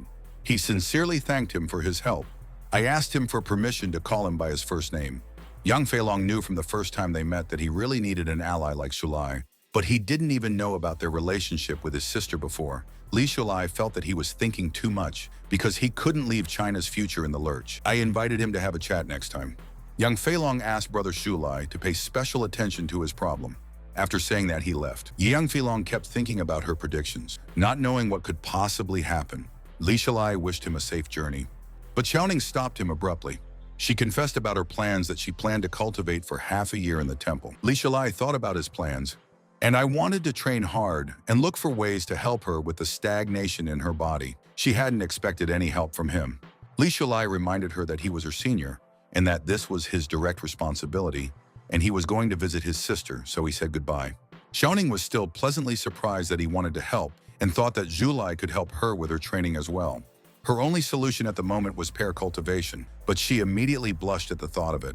Xiaoning realized that he still wanted to study with her, even though he had previously rejected her and flirted with others. She hesitated, not understanding what he was up to. The next day came and Li Shulai woke up with his eyes open, but he immediately jumped out of bed because his sister was sitting in front of him, and it scared him. She assumed that they were discussing with Young Feilong the events that would happen in 20 years' time. Li Shulai didn't understand how she knew, but they were talking too loudly. The sister concluded that he either knows how to see the future or was reborn. He was shocked that she understood so quickly. She spoke as if she were communicating with God himself. Li Shulai was going to make things clear right away. But it didn't really matter to Sis, since she only knew him now, and his past identity didn't matter as long as he was her disciple. He noticed that she wasn't nervous at all, which made her even greater. Sis praised him for keeping quiet, for not revealing the whole secret to Young Feilong. Everyone had their own fate, and a random phrase can lead to terrible consequences, and it's worth knowing the measure. She explained that if there was a disaster, there was nothing she could do. Li Shulai thanked her for the guidance on one knee, knowing that she had come for help, and she wasn't even surprised by his rebirth. My sister ordered me to wash my clothes first and then stop by her place in Qingyun after breakfast. He was happy that he could finally learn something new, and he was able to achieve great results last time. My sister stopped abruptly, and with a red face, she ordered him to finally get dressed. Li Shulai looked down, realizing that he wasn't even wearing a piece of clothing. He covered himself with a pillow and accepted her order in shame. Li Shulai walked up to the waterfall. He started looking around. He tried to look for his sister, but she was already standing behind him, ready to strike. Li Shulai reacted immediately, but I still got hit on the back. And because of that, he stood right on the edge in front of the water. After that, he immediately fell into the water. Li Shulai emerged from the water, grabbing the air. He started looking around to deal with the scoundrel, but the forest was completely silent. He shouted for this daredevil to come out and answer for his actions. Li Shulai looked around while standing waist-deep in the water. He was already half a step away from cultivation, and now no one could pass by him without being noticed. But it could also be a trap from my sister. He shouted, promising that she wouldn't be able to get past him. Sis finally emerged from the bushes, confessing to her ambush. Li Shulai didn't expect anything else. She insisted on ignoring the past and future and living in the present. These were the rules of cultivators. And if he was truly ambushed, he would be lying in the bushes by now. But for now, he was just gaining experience, and the sister decided to tell about a similar case when her mentor also ambushed and taught her a lesson. She clarified whether her stroke was painful. Li Shulai became conceited, pretending that it didn't hurt at all. But at that moment, it was overclocked. Her sister's foot touched the cold water, and she gently touched his chest while he was shaking with embarrassment. His sister offered to help him heal. She closed her eyes and thought. My sister told me that killing people for treasure, looking for money or stealing was a common practice in cultivation, but she didn't recommend going down that path. She asked him not to do anything that might harm others, and even if she was his sister, he shouldn't trust her completely, because even she could stab him in the back. Li Shulai stiffened at her words, but his face immediately turned red at the sight. Because my sister is soaking wet.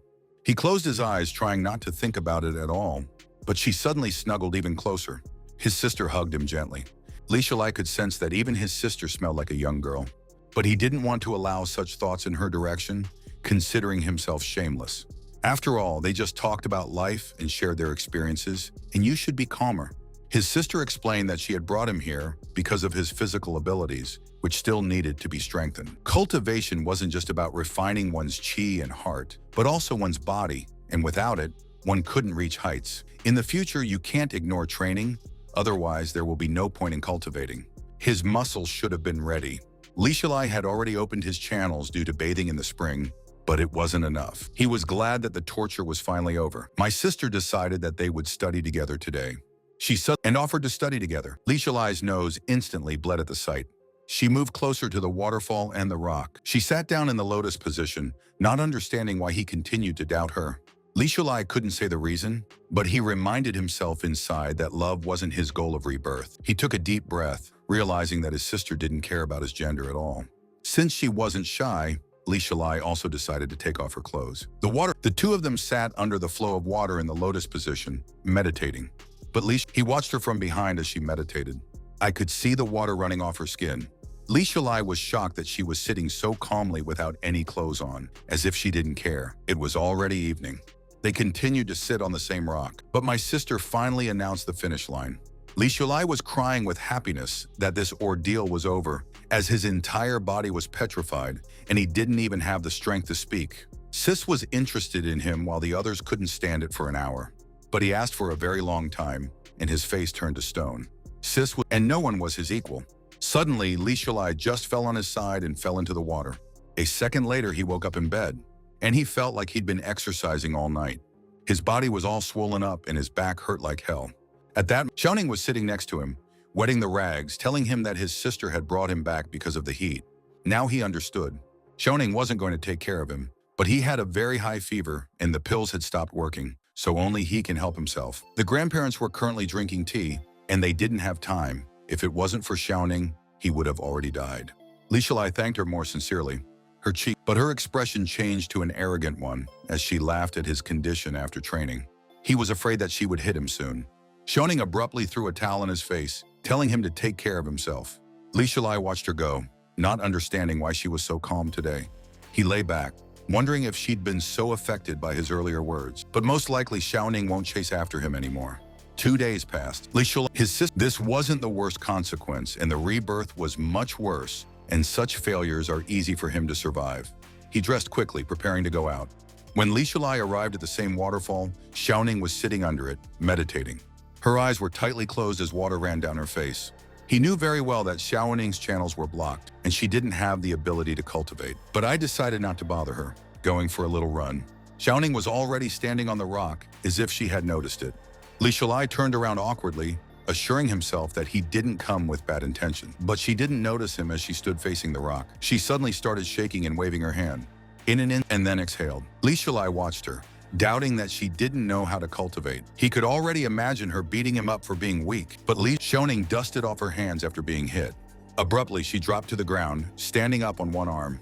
She started doing quick push-ups. Li Shilai froze in place in shock. Then she started doing abs exercises. The cubes on her stomach were already clearly visible. He opened his mouth in surprise. Xiaoning straightened her hair, noticing the result clearly. She turned and walked on, and at that moment she began to undress. Xiaoning started to bathe under the waterfall, and Li Shilai turned away sighing. He could imagine how much she had endured to get into the secret realm. It's not difficult for cultivators at the foundation stage to cut the stone in half, but for Xiaoning, who doesn't have that level of cultivation, it should be difficult. Li Shilai assumed that she had been secretly studying in order to make such progress. He felt that he wasn't putting in enough effort, that he was going to try harder. Li Shilai started his run through the forest. And on the way, I met my sister. She suspected that he had seen it all. He didn't hide it himself, but he realized that he didn't understand Xiaoning at all. He thought his sister handed him a cloth to wipe away his sweat. Li Shilai realized that he was too blind to notice her true character. She was not only good at school, but also at sports, was beautiful and kind. And in a previous life, he fell in love with her while she was running on the sports field. It was now clear to him that he himself was not worthy of Xiaoning. Sis just wanted to tell him the truth, and now she hoped that he wouldn't waste his talent. Li Shilai promised her to train hard. Morning. Li Shilai had been doing all sorts of training since morning, and after a month his muscles had grown significantly. He was drying off, planning to do 500 push-ups and squats for the last time. But the phone in his pocket rang. He begged for advice on how to avoid a tragedy, intending to give him 10% of the shares as payment, but Li Shilai wasn't interested. Young Feilong understood this and apologized for the suggestion. He just hoped he hadn't offended him. Li Shilai didn't care at all and just wanted to discuss something with him. He advised not to worry about the future and to live in the present. Now, Fei Long was developing in the right direction, even though the prospects for development are bad, and you should think more about logistics. Young Fei Long was glad that he had at least received some information. And if he continues to work for the good of the state, he will not lose his way. And regardless of his plans, it is better to think about positive results. He summed it up so that Fei Long would follow his ideas, pondering each step. After his words, he immediately dropped the call. Yang Fei Long slammed his hand down on the table. Li Shilai opened his eyes again. He glowed, knowing that he understood now.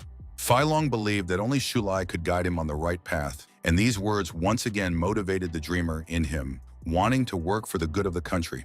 All the employees were spying on him, not understanding why he suddenly became so agitated. Li Shilai started to do 500 push-ups on one hand, but was interrupted by a voice.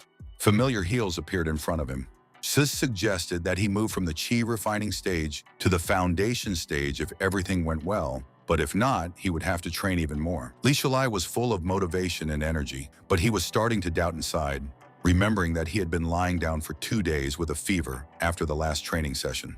My sister ordered me to get dressed and follow her, but he didn't want to interrupt his squats, so his sister suggested that he catch up after their workout. They came to a strange glowing door. She touched the sign, which glowed brighter. The door opened, revealing a long, dark corridor. His sister introduced him to the realm of illusions, telling him to go straight ahead so that the monsters wouldn't see him. But first she wanted to warn him what would happen if he was caught. Li Shilai turned around, realizing that she hadn't finished speaking and the monsters might kill him. As he watched, the area was clear, and he hoped that Sis had killed some of the monsters. He took a couple of steps but saw a silhouette. It was a huge white tiger. I could tell from his growl that he wasn't friendly. Li Shilai tried to persuade him not to do anything, but the tiger ran after him as Li Shilai started to run away. A task appeared in front of him, where he must reach the finish line within half an hour, but the penalty for refusal was hidden behind question marks. He knew. His eyes widened when he saw the next path. In front of him was an obstacle in the form of a bridge down. He jumped on it and began to roll down. Li Shilai landed softly and thanked himself for running around, hauling water, and climbing mountains for days on end. He started jumping on the pillars while the tiger was slightly behind, and Li Shilai was much more resilient. He already had 10 minutes left. Li Shilai was worried that the punishment might be death, and he was not going to give up after all. This rebirth was so hard for him. He remembered his sister's advice to avoid being caught by monsters. The tiger leapt at him as Li Shilai tried to speed up. His paw landed on the ground, causing it to crack. Li Shilai was able to dodge his punch. He sat down, exhaling heavily. He stood in front of the finish line and saw the silhouette of his sister. There were tears in his eyes when he managed to pass the test. He ran forward, knowing that the finish line was right in front of him, but the tiger continued to chase him. He pounced after him. But my sister called it quits, and the tiger turned to dust. She happily congratulated him on successfully passing the test. Sis didn't even expect that he would show such high hopes and pass the test. But Li Shilai was too obsessed with his own survival. He decided to find out the potential penalty after all, but it turned out that it simply wasn't there. The sister took his hand and began to run it over his palm. She knew that in the realm of illusions, monsters were very ferocious, but in real life they wouldn't hurt. And she checked his pulse, because after such a run, he should have soared to 200. Li Shilai waited for her to continue her sentence, but now it was clear that this was why she didn't finish her sentence before starting. His sister announced that he could now officially start cultivating and asked him to follow her to teach him the mental techniques. Li Shilai thought that they would be reading books, but my sister had easier ways. They arrived at an unknown lake. His sister immediately asked him to undress. Li Shilai didn't resist anymore and started to undress. But I couldn't understand why my sister was also taking off her clothes. She decided not to explain it, but to show it in practice. Li Shilai sighed, hoping that it wasn't a pair cultivation, because he couldn't refuse her. Sis immediately clarified that it wouldn't be a pair cultivation. Even with her back to him, she predicted that his nose was going to bleed. Li Shilai immediately put a cloth to his nose, not understanding how it happened. He stood up, ready to start training. My sister ordered me to undress again. And Li Shilai realized that he needed to remove absolutely everything. My underpants flew straight into the water, and my sister took off her shoes. They both took a dip in the lake. Li Shilai closed his eyes, but his sister came closer. Her sister asked her to listen carefully so that there would be no problems. Li Shilai agreed, turning away. His sister gave him a sharp hug. She leaned closer. Li Shilai began to doubt that it wouldn't be a pair cultivation. He remembered that he was an ordinary, innocent guy who had just come out in public. His sister ordered him not to move. Li Shilai was shy, trying not to do anything. She told me not to move anything at all. My sister asked me to focus on her voice And this technique is based on the energy of heaven and earth and combines the 5 elements and yin and yang. It was the most effective way to immortality. His heart should be like water and his mind like a rock, and his mind was one of the components. She was going to give him a piece of her heart to keep her safe. Laying the foundations was about merging with nature, following the will of the sky, and feeling the life energy. Li Shulai was sitting alone, and the water around him was glowing. He opened his eyes slightly, feeling that he was entering the realm of the immortals. Suddenly, he was in the sky just before sunset. Li Shulai was shocked to see the whole world. He began to walk calmly on the water, and the birds surrounded him like a god. Now he could see everything, both nature and the universe. He even saw the Milky Way with his own eyes. But at that moment, he was called out. A huge sister appeared behind him and ordered him to wake up. Li Shulai began to rub his eyes. He looked ahead, realizing that he was still in that lake. He couldn't figure out where he was, but his sister didn't give him an answer. She explained that at the foundation stage, he would be able to cultivate on his own, but the main thing was to have clear thoughts. When he could lay a solid foundation, they would move on to other training sessions. Li Shulai got dressed and hesitantly agreed. At this moment, he noticed Xiaoning. She noticed something. Li Shulai didn't understand her reaction, but when he looked down, there was a bright fire burning in his eyes. She saw that he had reached the foundation stage and congratulated him, because now he was much stronger. But Xiaoning clenched her fist, knowing that she hadn't moved at all. Li Shulai was trying to think of a way to help her, other than pair cultivation. Xiaoning was already refusing to help. I walked past him to find my grandmother. Li Shulai noticed that she had completely stopped showing emotions due to her depression. Night fell, and he sat down at his laptop. He found a way to get online.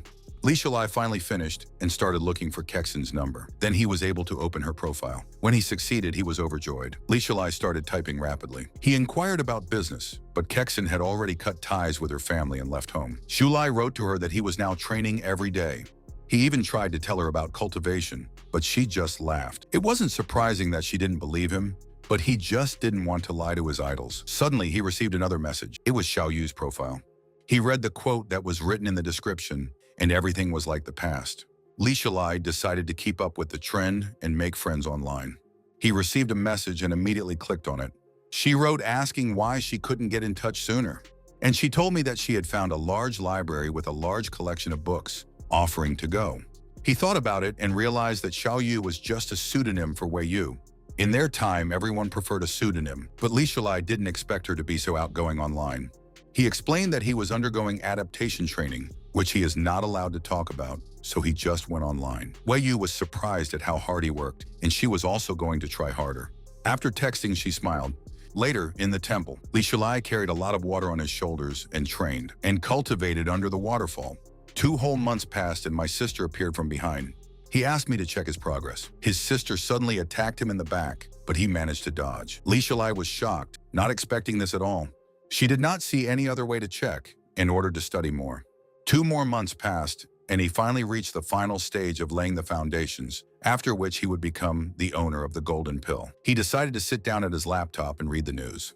He thought he was already talking like an old grandfather. Young Fei Long still took the advice and set up his own logistics company, but Li Shulai was afraid that something would go wrong. Lu Daxi was also doing well, but they were going to run into trouble soon. All external events were planned, so Li Shulai decided not to interfere. But for some reason, there was no response from Lin Yanhong, even though the disc was sent to him. He thought it might not have been delivered from the front desk. The case is being moved back a few months. Mr. Lin was given a disc with all the necessary information written on it. He asked who exactly sent it, and the receptionist described the senior student as ambitious and energetic. Lin Yanhong wasn't interested in anything else, and he demanded to hand over the disc. Afterward, he ordered her to get back to work. He put the CD back on the shelf. I was going to continue the meeting. Lin Yanhong explained that the development of the Internet of Things will be a big trend in the future, and this meant that the Internet will become an important way to filter news. He believed that the index engine would become a huge traffic portal, which was an important focus for Qiandu. He wanted to give the world a slogan so that everyone would turn to them to solve problems. Lin Yanhong even planned to make Fei Long Company use their traffic portal. All the employees shouted with happiness, praising the company. Lin Yanhong was going to find new companions, planning to rake in the Fei Long Company as well.